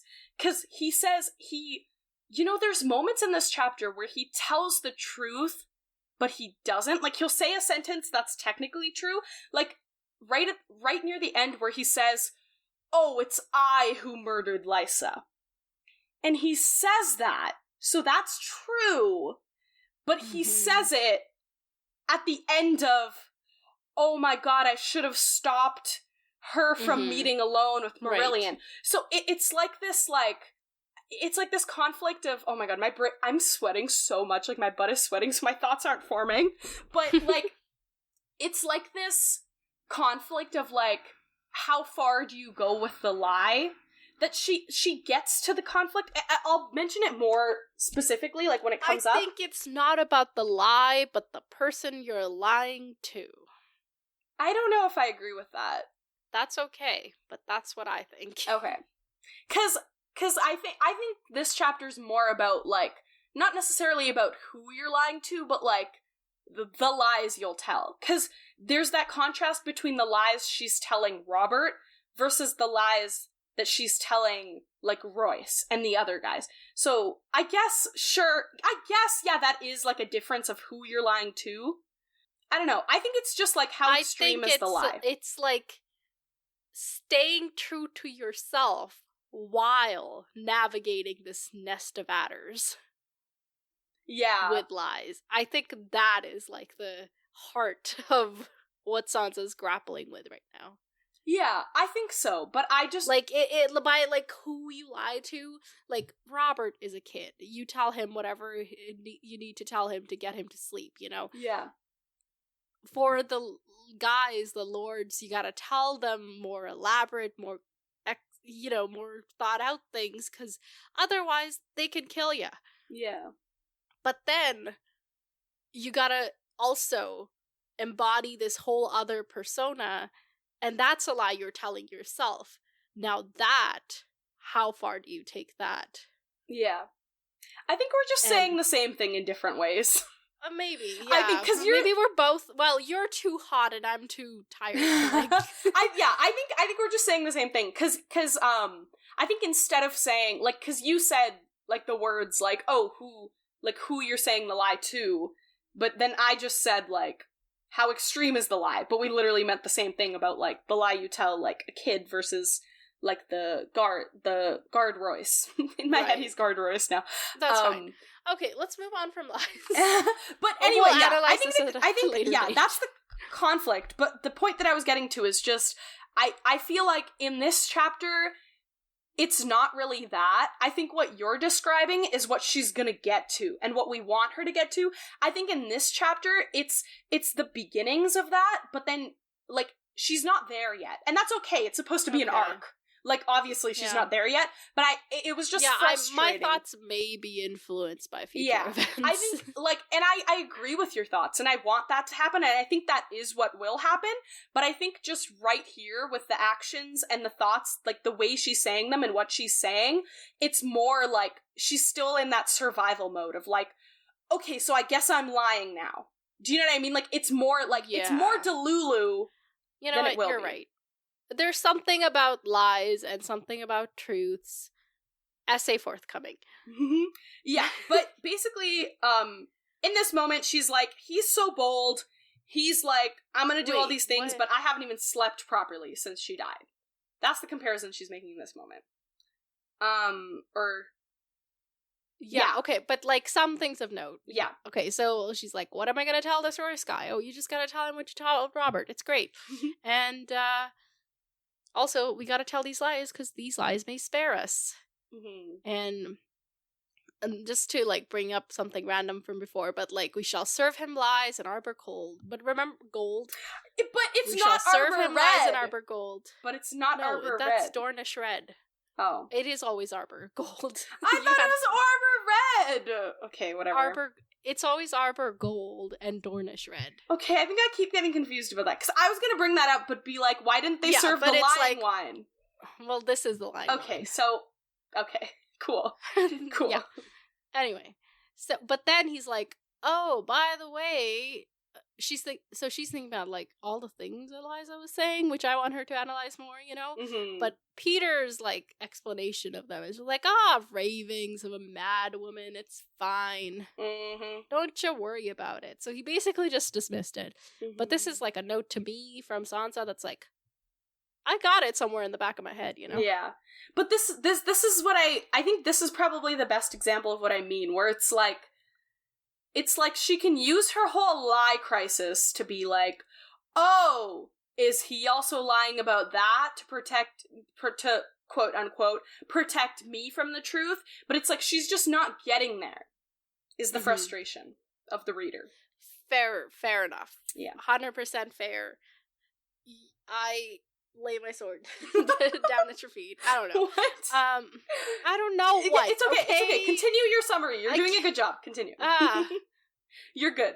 Yeah, he's got these personas. Like, Littlefinger's one person, and Peter is another person, and he's evil. Okay. Both of them are evil, I mean. Yeah, that's my commentary on that. Literally. But, yeah, she's like, I have nowhere else to go. He is the only protector I have, so I guess I gotta stick with it. That's so sad. More sad songs. And, we learned that he's grieving for his fingers and for his eyes. Just casually thrown in there. Mm-hmm. Yeah. Oh my god. Okay, sorry. I just need to finish my thought. Sorry. What I just finished saying, sorry, about, like, oh yeah, she's not getting there. I forgot to add, like, yes, the whole thing of, like when she says she would have fled them both, perhaps, but there was nowhere for her to go. The Delulu does make sense, because it's like, okay, if I admit to myself that this man is also just full of shit and lying to me and trying to manipulate me, then it's like, okay, well, I literally have nowhere. So I will give her some of the That's Delulu. like a lie she tells to herself. Yes. That's like for the bad. This is what I mean. We're saying the same thing. We're just using different words. But yes, you're right. That's the lie she tells herself. But talking at each other. Yeah, for some reason. It's okay. We're too tired to, like, get it. For some reason. No, because... So the lie I'm gonna use your words now. So the lie she tells herself, I understand that she has to lie to herself to get through it, but I just don't want her to lose herself from lying to herself. Like, I needed you to say that. Put it that way, because it didn't make sense in my brain, my tired brain. So I just need her to... She can lie to herself. We all lie to herself. But I need her... We all lie to ourselves? We do all lie to ourselves. Let's be real. Okay, sorry. I didn't hear ourselves. I heard we all lie to herself. And I was like, how are we all lying to Sansa? Please. Sansa's getting fan mail from us. Yeah, so we all lie to ourselves. We all lie to ourselves. So I think it really is, like you said, it's like we're reading these books, but we're reading ourselves. That was a banger quote, by the way. But it's like, I think it really is just like, even when you're lying to yourself, there's that level of lying to yourself, and you can't cross the line. And I think in these chapters, she's crossing the line sometimes for the sake of self-preservation. Which is like, you could make an argument that, well, she's doing it for self-preservation, she would crumble if she didn't. And I understand that argument. But I just want more from her. Whether it's logical to expect that from a traumatized child or not, I want it. And I'm hopeful that one day it'll be like she'll use... I mean, I've said this before, but she'll use the lies and deception to Littlefinger get him the fuck out of here. Anyway, that is I am done now, because I think we've gotten to the conclusion we wanted to get to. Yes, I think we have come to the agreement we're looking for. Yes. Okay, you can continue the summary before I go off again. So, Marillion has lost his fingers and eyes. Oh my god. Oh my god. Okay, so the Lord people arrive. You know what? I'm just gonna call them that. I don't care. Yeah, that's good. If you really care, go read the book. I'm sorry, I don't know why I'm being so mean. It's okay, it's okay. Now I'm getting from from the...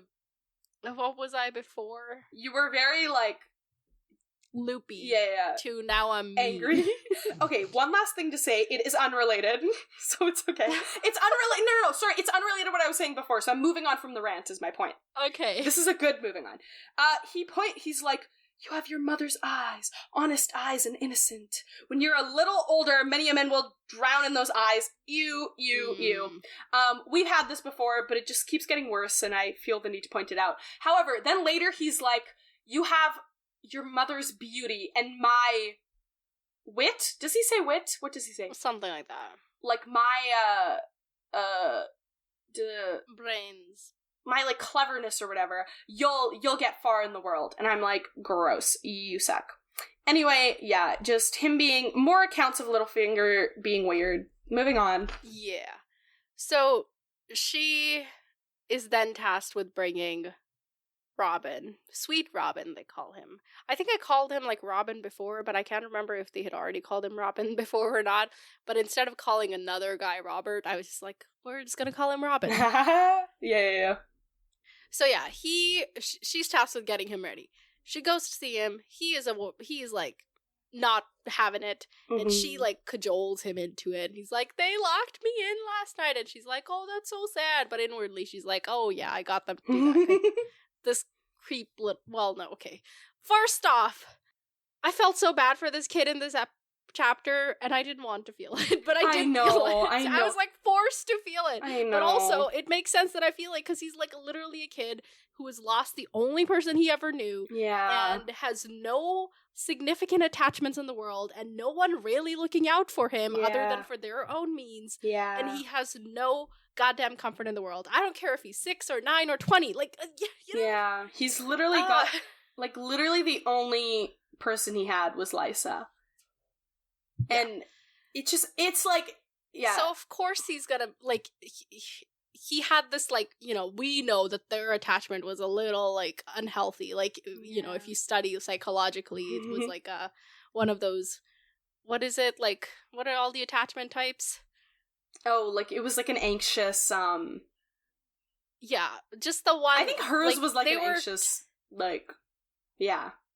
I think they did not relate to each other in the healthiest of ways. Yeah. And they relied on each other too far an extent. It was like a codependence. I don't know. Why am I like diagnosing people? Stop it. Don't listen to anything I've said in the past 5 minutes. What I mean is it sucks for this kid, and I feel bad for him. Yeah. It was, but yeah. It also, like, sucks for Sansa because she now has to deal with this wreck of a kid. It's a kid taking care of a kid, and both of them have been put in literally the worst of circumstances that they cannot control, and it sucks. And yeah, I felt bad for him too, and I didn't want to, but you're right, he's a kid, I felt bad. Like, no, I don't know if I did. I think it's more that I didn't expect to, but I did. Okay. And it's completely understandable that I do, because it makes sense. Because he's a baby. But I didn't expect to for some reason, because we've, like, built up a weird, like, contempt towards this child. Yeah. Like, I think it's just towards Lysa's treatment of him that sometimes flows over to him. Yeah, and we also talked about how Lysa was mistreated her. So it's like a whole cycle. Man, break these cycles. Stop having kids. I'm just that's just a note to self, not to anybody else, okay? That's a note to self. Yeah. Yeah, okay, what are we talking about? I don't really know. Transported to a therapy session. Yeah, really. Please. Yeah, so you know our whole thing of being shocked that we pity Robert? Sansa has that towards Marillion. Yes. Because she didn't expect to pity Marillion, because every time they've interacted, he's trying to hit on her or, like, assault her. But at the end of the day, she feels bad for him, because he's being assaulted into telling lies that he doesn't want to tell. All he's got are his songs, and as much as he sucks, he didn't deserve to die here because he didn't do anything. Nobody deserves to be tortured. Yeah, and he's being tortured, and he's gonna die. Okay, wait, like, what the fuck? We missed a beat. So she gets him ready. She gets him to the room. Everybody comes in. Then they bring in Marillion, and Marillion looks real. The Marillion pity was before. So we didn't skip. Oh, we're good. Okay, sorry. Yeah, because she said, because there was this chapter has really banger lines. I must not pity him. He was vain and cruel, and soon he'll be dead. She couldn't save him, and why should she want to? And damn, bro. Damn, Sansa. Go off.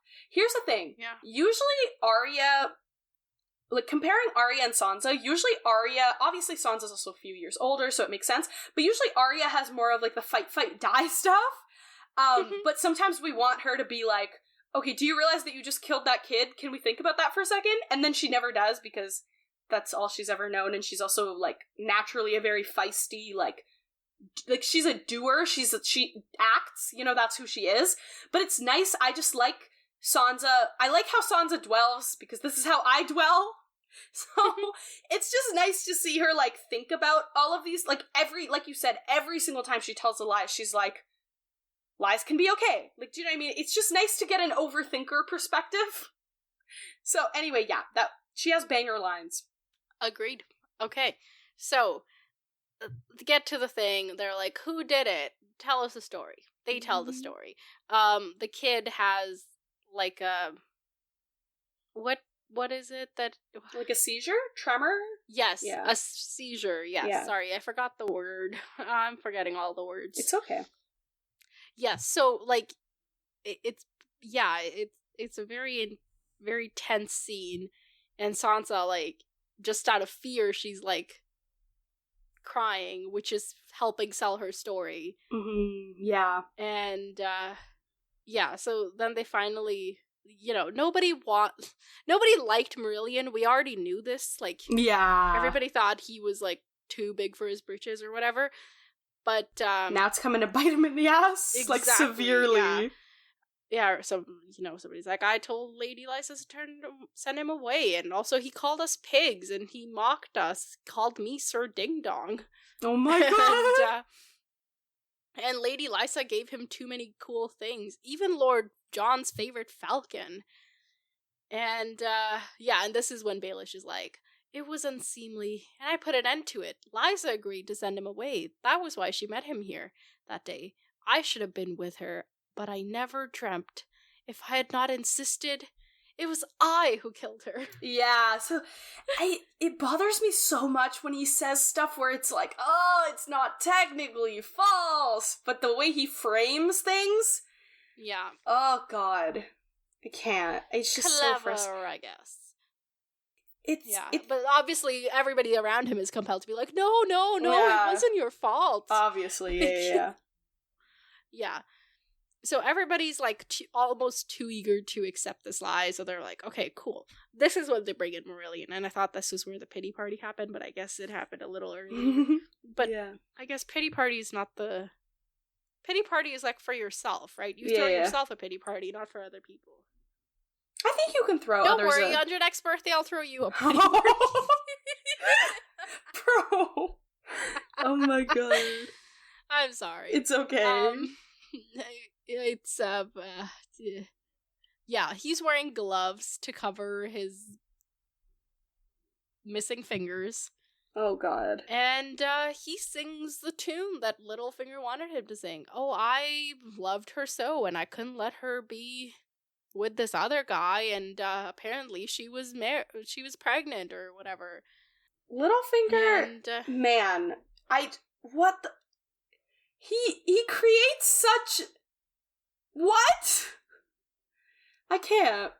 I kind of, well, I don't really, but how does this deal work? Like, oh, I'm gonna take off your fingers and hands and stuff so you'll tell my lies. But, like, I don't know. I don't think it's... Like, what does Marillion get in return? I don't think Marillion... Maybe he lied to him and he was like, oh, we won't kill you, we'll just keep you trapped here. And I don't think it's also... I really don't see it as a deal as much as, like, this is what's, like... They just tortured him so much that he just agreed to whatever. Yeah, and then he probably was like, can I at least sing? And then they let him sing, because also how... In a way, yeah. And then I think Peter also, like, the singing also benefits Peter, because then it keeps Sansa and it keeps Robert on edge, and it keeps them more vulnerable to him, too. That's true. But, like, how is he sleeping, though? He's got them earplugs that I'm always getting ads for. Yeah, like... but I think well, Robert is a child, right? So he's gonna be bothered by noises, and also he's been sheltered his protected existence, you know, to put it lightly. So I totally understand, like, him being unable to sleep with this. I think Sansa also has all this guilt going on, where she's like, I can't do anything to save him, he doesn't deserve this, it's okay, sometimes you gotta tell the lies, I need to preserve myself first. So I think for her, it's also the guilt and, like, all those issues. And I don't think Peter feels guilt. So I feel like for him, it's, like, such a big part of the issue. Like, he can kind of just think of it as, like, a song. Do you know what I mean? Like, yeah, but, like, it's not about the song. It's about, well, okay, it is definitely about the, like, melancholy nature of the songs, but also just the noise itself. I think... How do you sleep without... I don't know. I think Peter, in my head, Peter's just so, like, wicked that, like, how could he be affected by something such as, like, he just is so, like, about himself that I... Also, you know, he's been writing letters, he's been keeping busy, maybe he's just super tired, you know? Maybe he isn't sleeping, but it's worth it for him. Because it's only a little while longer. I don't know, it could be any of those, I think. Yeah, but you know what? I did not think about his intentions towards psychologically torturing poor Sansa and the kid. Yeah, because Robert's traumatized. That sounds totally reasonable to me. Yeah. Okay, so yeah, Marillion's given his testimony, and they're like, take this guy away. And Mord comes to take him away, and Sansa sees to her astonishment that his teeth are made of gold. Remember? Tyrion met him, right? I remember there was something about him, but I can't remember. Tyrion was in prison, and Tyrion was like, hey, if you get me an audience in front of everybody, I'll pay you in gold. And then he kept his word. And now this guy has gotten that gold in his teeth. What? That's crazy! Right? Oh my god, wow. Okay. Yeah, so the court is dismissed, the knights go away, and it's Lord Nestor Royce now and Littlefinger. They're having, like, a private audience, and Sansa's there to pour them some Arbor gold. Mm-hmm. And, yeah, there's, like, a moment where, like, Nestor's just, like, hanging, like, very freely talking as if Sansa were not there. Mm-hmm. And it's, like, one of those, like, she's invisible to them, but, it's really to her advantage kind of things. Exactly. Peter's gonna pay for all of this. Like, he's he's so... Well, he realizes she's there. Well, I know, but I'm just saying, like, he thinks he's... all of this gets her on his side because he's teaching her, and he's like, look, this is what you gotta do to survive, girl. That's why I'm doing it. And obviously, that is what's happening. Like, it is, like, helping her understand his motives and, like, get her on his side a little bit. But I just think eventually it's gonna bite him in the ass when she can use... Because he's letting her into his inner mind. So eventually she can use that against him. But I think he's just so obsessed with the idea of her that, like, he can't see how this could... Because he doesn't let people in like this. So I think he just is underestimating her. I think I just am like, Sansa's gonna girl boss, you know? Yes. Like, I just think it's interesting that, but I guess also if he were to literally have a child, he would do this too, right? Because he's like, how would my child go against me, you know? So, I don't know. Like, sorry, if he had a real child, he would probably, I think his, like, weird obsession with Sansa is actually his weakness. Oh, yeah. You know? Yeah, that's like, 100% to yeah. exploit, and and for Sansa to exploit. Like, I don't want anybody else to exploit it. Yeah, I want Sansa to be able to do it. Yeah. Because... So anyway, she's in this room where the room where it happened. And that one's for Mott's. So yeah. It's what are we talking about? Oh yes, he's like, oh, my cousin Bronze Yawn of, like, the upper branch of the Royces is coming, and he's gonna bring all these people with him. And he lists all these houses, and then he lists the Tullets. Ed Tullet, Dolorous Ed I didn't realize he was noble born type. Like, not that it matters, but, like, that's cool.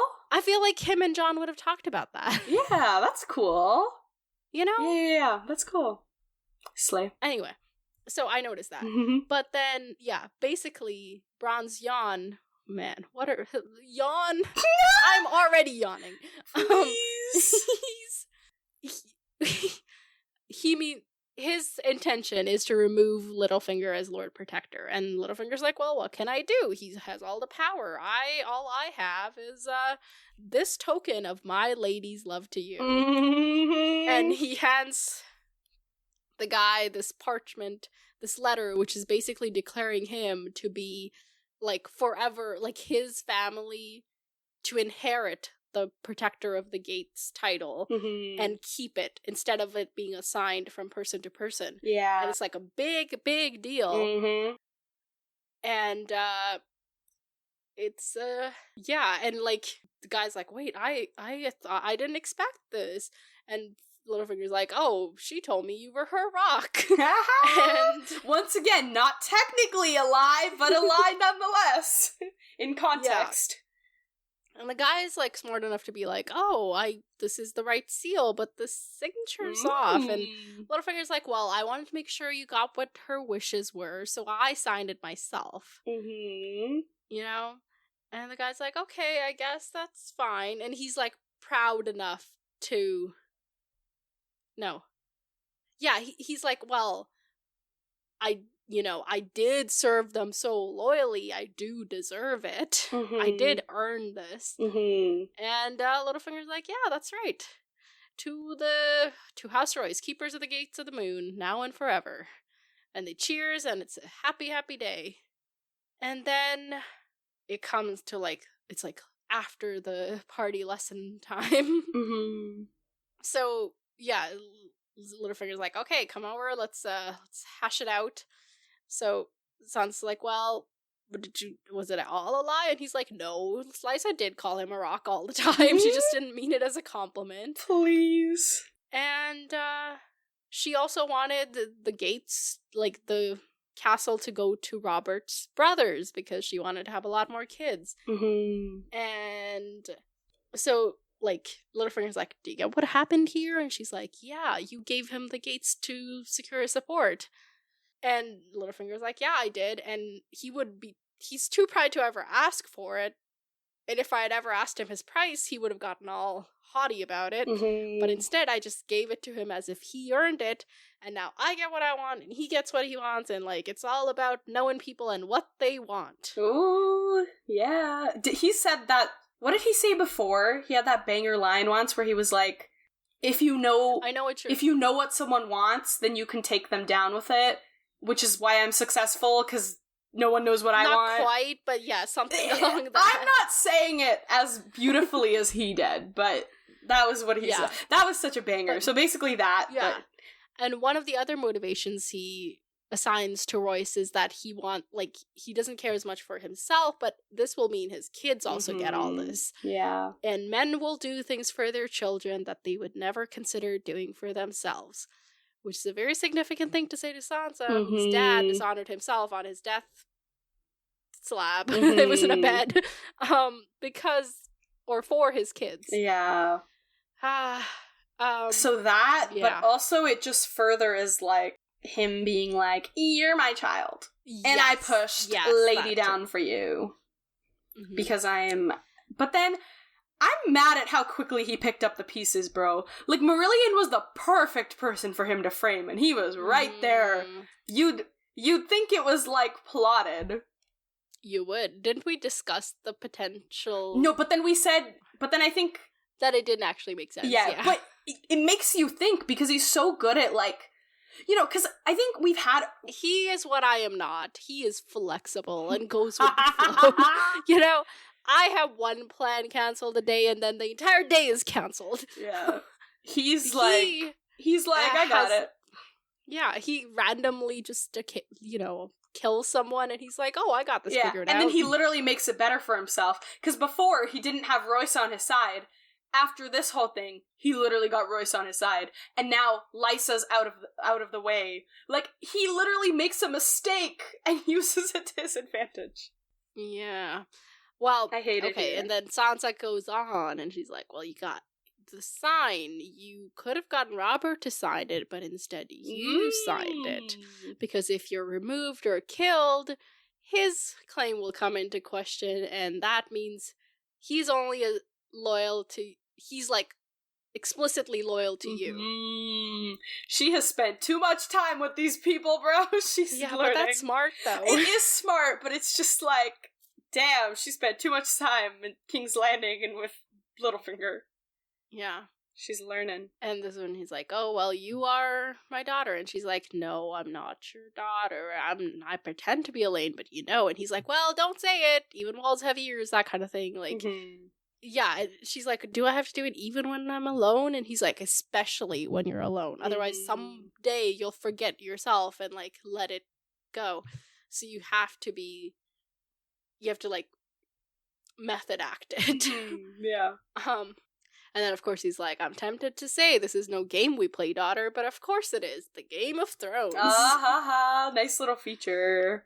Yeah. Was he, like, overhearing Cersei's conversation with Ned, like, in the bushes? Like, when she was like, you play the Game of Thrones, you live or you die? Please. Like, I mean, we do know he has his own informants, too. Yes. So, probably. So, then she's like, but there's people who know who I am. Like, Lothar knows, and the Kettle Black dad guy knows. Yeah. Oswell, sorry. It's just all of them are O's. Yeah, but he's like, okay, yeah, they know, but He says trust no one, but I trust them. Like, no. It's a little... He's not like, I trust them. He's using both of them to spy on each other. So he isn't trusting either of them. Right. Okay, you're right. And he even tells her that I advised Ned to not trust anyone, but he didn't listen to me. Which, if Sansa thinks about it for a second, she might draw some conclusions from. Yeah. And, so she's like, yes, of course I'm Elaine. Who else would I be? Yeah. This is when he's like, with my wits and cat's beauty, the world will be yours. Now off to bed. Oh, God. And, so she gets all comfortable in her bed. And it's silent, right? This time? And then, just as she's, like, falling off, like, Robin climbs into her bed, and he's like, okay, I won't squirm around, I'll just lay here. Yeah. And then asks her, Elaine, are you my mother now? I suppose I am, she said. If a lie was kindly meant, there was no harm in it. See, this is what I mean, where it's like, okay, wait, two thoughts.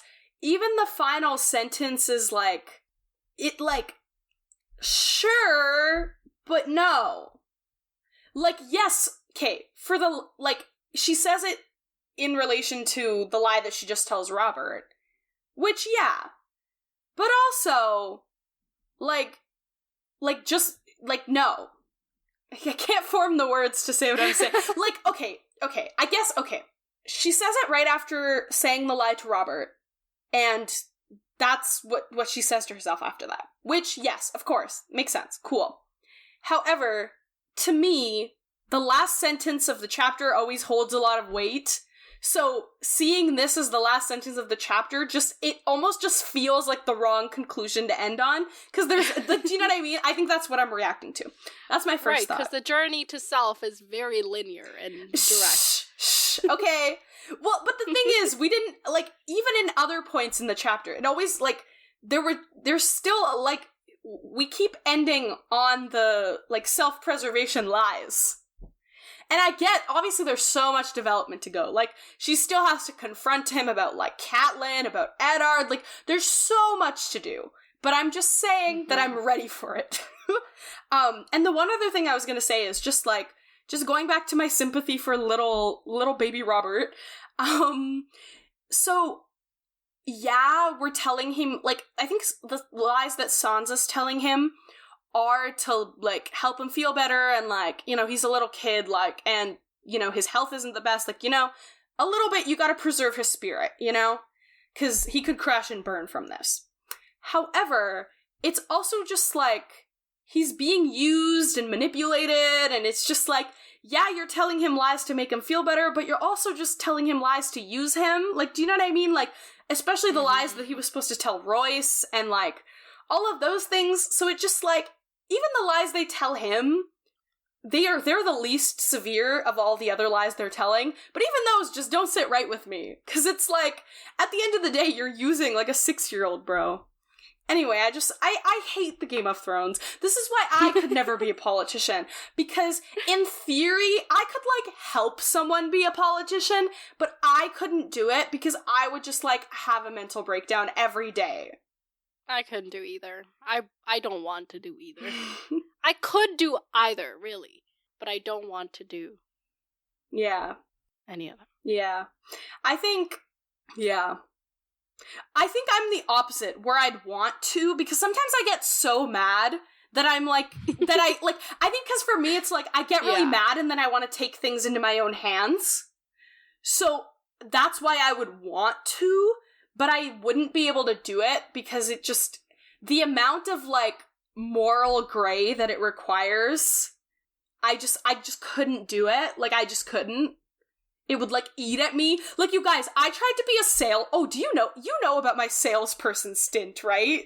Oh, yeah. I tried to be a salesperson, and I tried to dissuade you from the stint of yours. I think it was okay. It was character development that I needed, okay? Because by the end of 2 weeks, I was literally crying. I was bawling my eyes out every single time I did something because I felt... You didn't tell me this. Because it took me a while to realize it, okay? And, like, deal with it, okay? Because the thing was, okay, I was really bad at it, and I'd never been that bad at something before then. I have been that bad at things since then. But back then... I don't think you were any worse than anybody else. No, I was bad at it. But the reason I was bad at it was because there were specific scripts and stuff that they wanted you to follow because they were what would sell.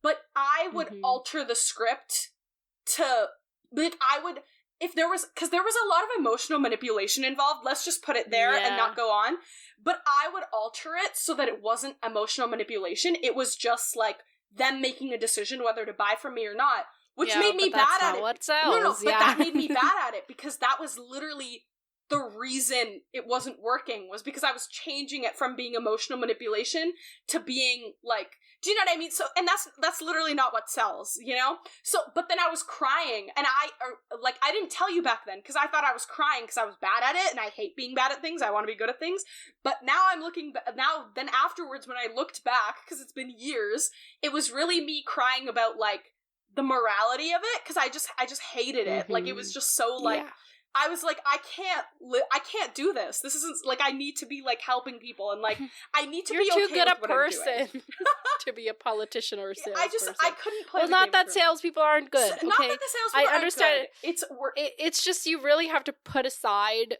all your humanity to, like, really sell. Like, to be a really good salesperson, you gotta be, like, Dwight Schrute. Literally, and I think we're speaking specifically about, like, my experience. We're not saying, just with my experience, it was like, what I was, like, you needed to, like, be like, oh my god, look, I'm a child. Please buy like, from me. I will say both of us are fortunate enough to not have to be salespeople, you know, like, we are lucky and privileged. Not everybody gets that choice. Yeah, exactly. And I think also we're privileged to be able to take that moral high ground. Like, it's 100%. Like, frankly. 100%, I totally agree. Like, no shade to anyone who, like, has to, like, keep their family going. It's just, like, I think, like, when you have the privilege to choose... Keep their family or their, like, whatever. Yeah, keep themselves... Well, you are your own family. I'm sorry, I've been having, like, a lot of, it's a reactive thing. It's not a... No, it's okay. But, like, you're your own family. Your friends are your family. Like you're keeping your circle going. But like, it, obviously, if you have to, like, 100%. But I think if you have the privilege to choose, I think, like, it's your... I really do believe, like, it's your responsibility to not. But that's just me. Yeah, but I also overthink every single thing. Oh, that's where we live. Exactly.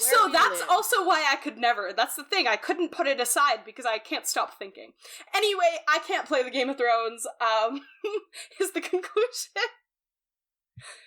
Yeah, we can't play the Game of Thrones or, like, sales. Yeah. Like, but it's fun to, like, talk about it in a fictional setting, though, where I don't have to take responsibility for, like, Sansa's actions. Anyway,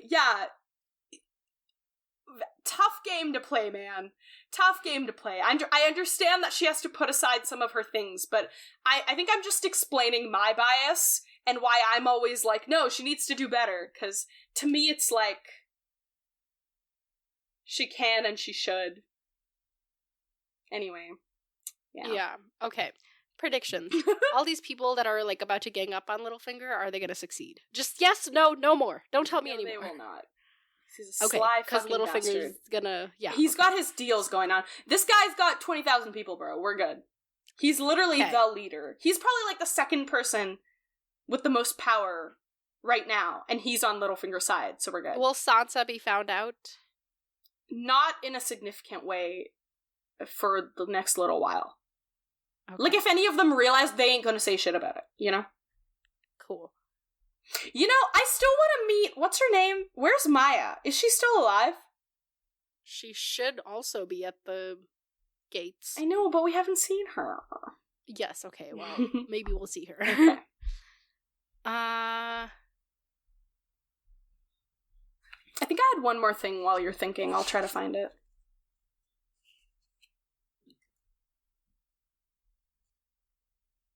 Okay, this is completely irrelevant, but there was this cute little moment where, like, when they were getting ready, Robert, like, she was like, oh yeah, you have to go talk to the Royces, or Royce, and Robert was like, he has moles. Because he's scared of men with moles. And then when he's like, oh, my mom said he was really annoying and sucked. And then afterwards, when they go to the hall and Robert, like, she brings Robert in. Yeah, she's like, he did not mention the mole. And that was so adorable. And he's such a child and I feel bad for him. Anyway, that's my last thought. Okay, I have no more thoughts, like, on anything, ever. I've never had a single thought in my life. What are thoughts? Thoughts? Thoughts are issues, you know? Thoughts are just things we need to deal with. Why can't we delegate thoughts? Like, come on. I am delegating thoughts to my dreams. In, like, 5 minutes from now. Slay. Okay, let's do it. Okay, real quick. We have 2 emails. One of them I will acknowledge but not read because reasons. I will give those reasons momentarily. Let me just get the email. Okay. So, is it signed? Cuz remember I don't want to like Yeah. Okay. Assume. It's not signed, so I'm not sure if they want me to mention their name or not. But oh my god. This is so... Okay, it's a listener from Finland. You know who you are. Send me another email that just is like, my name, say podcast. That's a sentence. I will. If you don't write it exactly like that, we won't listen. Yeah, it's just like a consent thing, because I don't want to accidentally name somebody who doesn't want to be named. You know, like, okay, so they sent me, like, the details of, like, remember how, like, a episode or 2 ago we talked about Rhaegar and how he planned to potentially take over from Aerys and how there were details of that, and then I decided not to. I didn't, like, go much into it. I didn't go into it because we haven't had all the details in the books yet. Like, there's building blocks to everything. Like, even this episode, learning about how he had this, like, traumatic kidnapping experience that may have contributed to his mental illness, you know? Mm-hmm. Like, things add up, and I kind of want to save it for later. Okay, cool. Well, I get... Okay. But I do appreciate you sending me this. Slay, homie from Finland. I think the only thing we can add today is just we have that Aerys experience of literally being, like, trapped for, like, 6 months. And even someone in the chapter... Or Brienne says that her maester said that was probably one of the things that led to his descent. So I guess that's the only thing we can add compared to last time from today. Yeah, Or do you want to say more? No, I don't want to say more, because it's really scattered. It's like breadcrumbs. This whole, like, theory is built on breadcrumbs, truly. And they're really scattered. Okay. It's like ducks have been at them or something. I'm dead. Okay. I don't know why I'm getting... Mm-hmm. But, yeah, so I appreciate the email, but I won't read it today. We will save it for later. Okay, the next email is from Mots. Yay, hi Mots. It's titled, I'm giving up trying to think of an email subject. You know what? Totally fine. That's a perfectly fine subject. Yeah. Your subject can be email. I love that too. Yeah. Okay, so Mott says, hello there. I just got home from London yesterday evening as of when I'm writing this, and this episode really was the best thing to wake up to. It truly couldn't have come at a better time. It's a really long one too, so even better. Anyway, it feels like it's been a minute since I've sent in an email, so I figured I'd try to rectify that. I think he was in London watching Hamilton, so we get it, Mods. We get it. That's kind of funny. Number 1, I am so here for the Cersei slander. I fucking adore her and her chapters. She's so bad at being in charge, and I could watch this shit show it all day. Oh my god. Kevin Lannister is one of my favorite characters in the series. I love how Number 2. Kevin Lannister is one of my favorite characters in the series. I love how capable and on top of his shit he seems to be, and his conversation with Cersei in this chapter may just be peak Kevin being awesome. We need more people like him in Westeros, and especially in King's Landing, if things continue in the direction they've been heading so far in this book. Looking at you, Cersei. Please. Number 3, Nav, you absolutely are contributing to the episode. You're doing a truly fantastic job. Slay. I'm genuinely so impressed by you if you're doing this while being tired. You're unbelievable. If you ever need reminders of that, feel free to DM me. I'm here for you whenever, except for when I'm not, I guess. That's so funny. Oh, I really appreciate you, Mods. That's really kind. It's embarrassing to read out loud, but I do appreciate it. No, your facial expression when you started reading it, I was like, what, is it bad? But then it was just complimenting you. Number 4, shout out to Yennefer Longwaters, one of my favorite minor characters in the series. In this case, this name is met with a who from Harmouth. Please, no, wait, sorry, interjection. I do know who Yennefer Longwaters is. Once again, why Yennefer? Mm-hmm. Why not just like Jennifer? Like, come on. Anyway, that person did in fact get a name, but in the wrong direction. Sorry, Yennefer. But the reason I remember Yennefer Longwaters is because, who was it? Brienne was talking to someone. You know that person who was like, I'm also a dark... Was that what it was? Who was like, I'm also a dark... Yeah, whatever. Yeah. And then I think it was that person. Yennefer Longwaters was like, I'm also a Targaryen. Yeah. They were like, oh, I have... Because at one point, the person who was like, I'm also a dark, was like, yeah, I have some king's blood in me, you know? And then I was just thinking back to when Yennefer was like, I have some king's blood, because that was like a chapter ago. Anyway, so that's the only reason I do remember who Yennefer is. Continue. But yeah, so Mott's just explained who it is. Slay. Number 5, bingo card ideas. Nice. You need to start compiling these, bro. Okay, I really do. Okay, can you text that to me so that I have it as a reminder later? Okay, one sec. Put it in the WhatsApp. Okay. Okay. Number 5, bingo card ideas. Stop! Slay! Basically the free space at this point. Who? Question mark. Nav or Harmouth loses their train of thought. Oh my god. If you played this bingo in this episode, it would, Full house for everybody, bro. We'd need to get so many prizes. I'll send more if/when I think of them. Appreciate that, Mods. Oh my god. Number 6, I love the idea of sending in quiz questions for y'all to answer. I will do my best to contribute with this. Okay, I look forward to that. Everybody. I want everybody to take up that mantle and do it. Yeah. Because we're supposed to be recording earlier in the day from now on. We shall see how that goes, but like, it is the plan. Yeah. I hope you both have a fabulous day. I love you both. Sincerely, Mots. Oh, thank you, Mots. We love you too. Kind. This is amazing. That's so sweet. Slay, Mots. So slay. Truly. Yeah.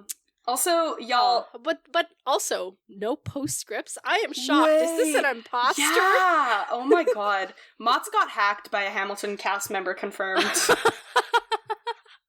Mott's went backstage to talk to them and like... That is such a clickbait. I should put that as in this episode. fucking, what's her name? Oh, Angelica.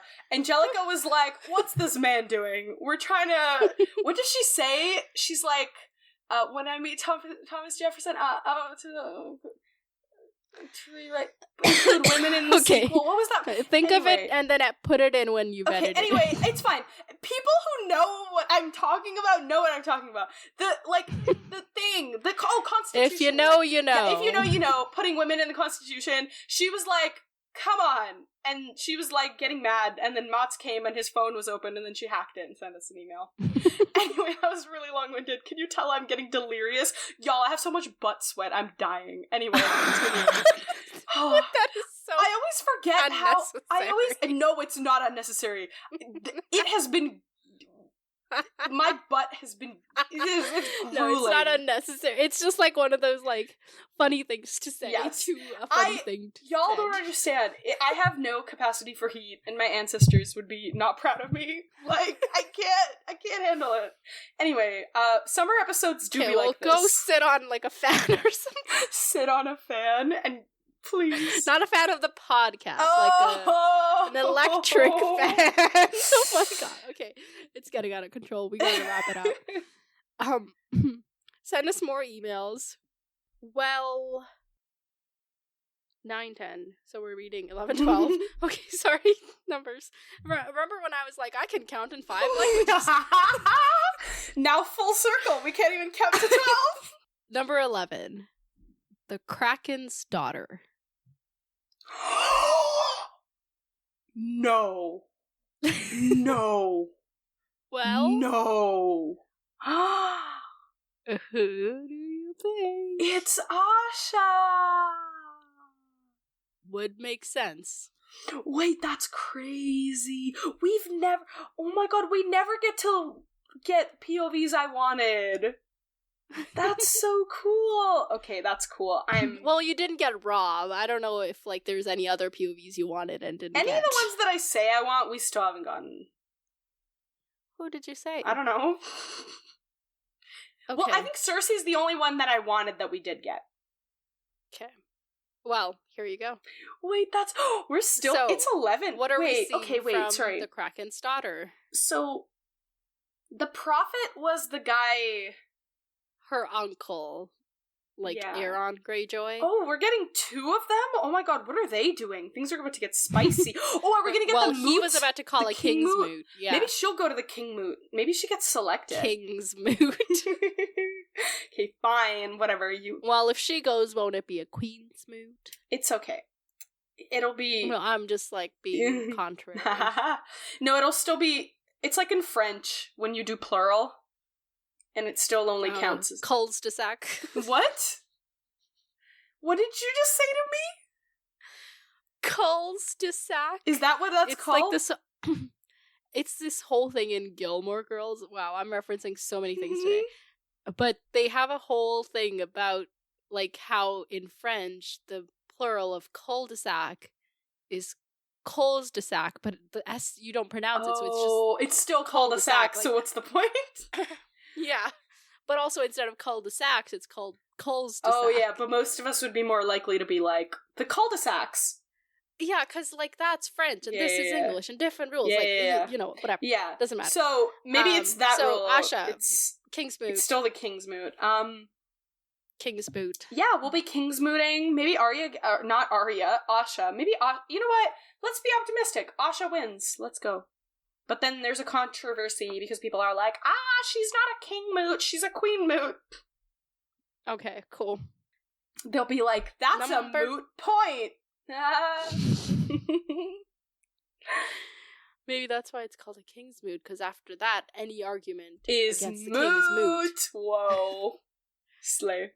It's the only thing that makes sense. Yeah. Unless moot has a different meaning that I don't know, which is very likely. So, chapter number 12. Cersei. Cersei. Okay, breakup. I predicted this last time, but we got very close. Okay, wait, she's, we'll figure out who's the hand, finally. Finger out? Shut up! finger out. I don't know why I said that. That was unintentional. Okay. We will. We've had too much little finger. True. We will figure out who's the hand. We will have a breakup. An ultimate. Yeah. Do you ever notice how like I pick up on every tiny bit of your mistakes and don't let you ever correct me? You really, bro, me not noticing that is the basis of our friendship. Like, me not pointing that out is why we survive.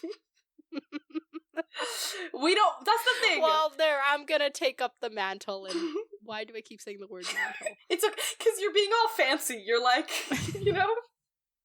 Am I being fancy? You've said a lot of phrases today that, like, not that they're fancy, but it's just like, usually we're very uncommon. Usually we're very casual with each other.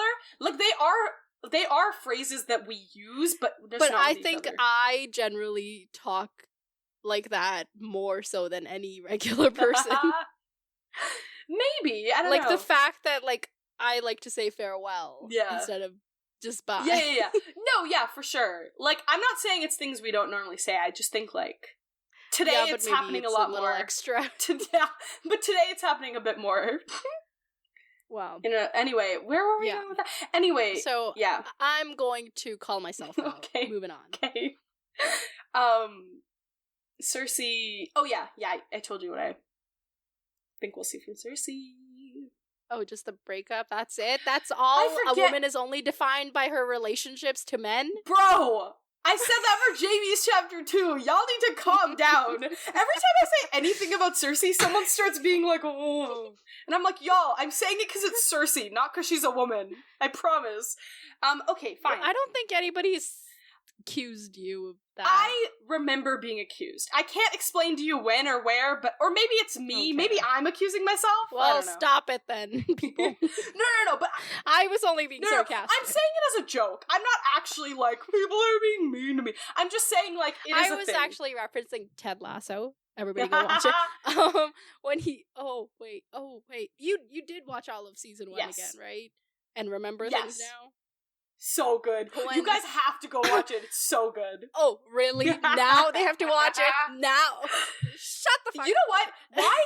Okay, sorry, I need to interject. You keep putting timelines on media, and that's just not it. If a show is good, it stands the test of time. And both Bridgerton and Ted Lasso... Okay, fine.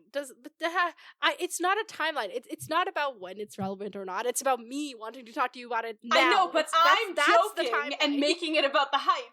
I like to give you call-outs on things that aren't actually call-outs, so it's just a joke. It's not real. Well, it didn't make sense as a call-out. It did make sense. It's okay. Okay. Well, can I get to my Ted Lasso reference? Okay. So when they're about to like publish that like article about him and Keeley, and you know she's going off on, she's like, tart's tart breaks Jaime's heart or something. Like she's like rhyming, but like also giving headlines. And Ted's response is like, all I see is a woman who is not defined by her relationship with men. Like, and he just says it so genuinely, like no sarcasm of any kind. I love that show. I know, it's iconic. Slave. So other than the breakup, you have nothing to say. I'm thinking, okay. She will be trying to, the hand stuff, she'll be grieving, but not grieving. She'll be bossing Tommen around. She'll probably have that, we might see the meeting with the Tyrells, you know. See, I gave you 4 other things. Wait, sorry, I only heard meeting with the Tyrells. I did not hear. You know what? The listeners heard them. Moving on. I'm joking. Okay, so bossing Tommen around, meeting with the Tyrells, grieving but not really grieving. Oh, I think I only said 3. Okay, 4th one. Okay. 4th one. You know, she'll be trying to queen regenting, but no one's gonna listen to her queen regenting. I shall take it. So. That's every. Okay, we did an email. No, we did 2 emails. We did an email and a half. We did the thing. Okay, so email us at popculturesymposium@gmail.com and go follow us on Instagram at popculturesymposium, and of course join the Discord where conversations happen. I feel like I'm saying like a tagline. Where conversation matters. It feels like some companies like just companies being like, we care about your mental health, and here conversation matters. Yeah, it's blank. Let's talk. Yeah, exactly. Why did I say? Well, I guess because we're trying to not promote. I thought that's why you said it. Like, you didn't want to give them coverage. I think so, but I don't know. Okay. Remember how like thoughts don't That's okay. occur Yeah. in these regions. Until next time. Farewell, my friends. Talk to you later.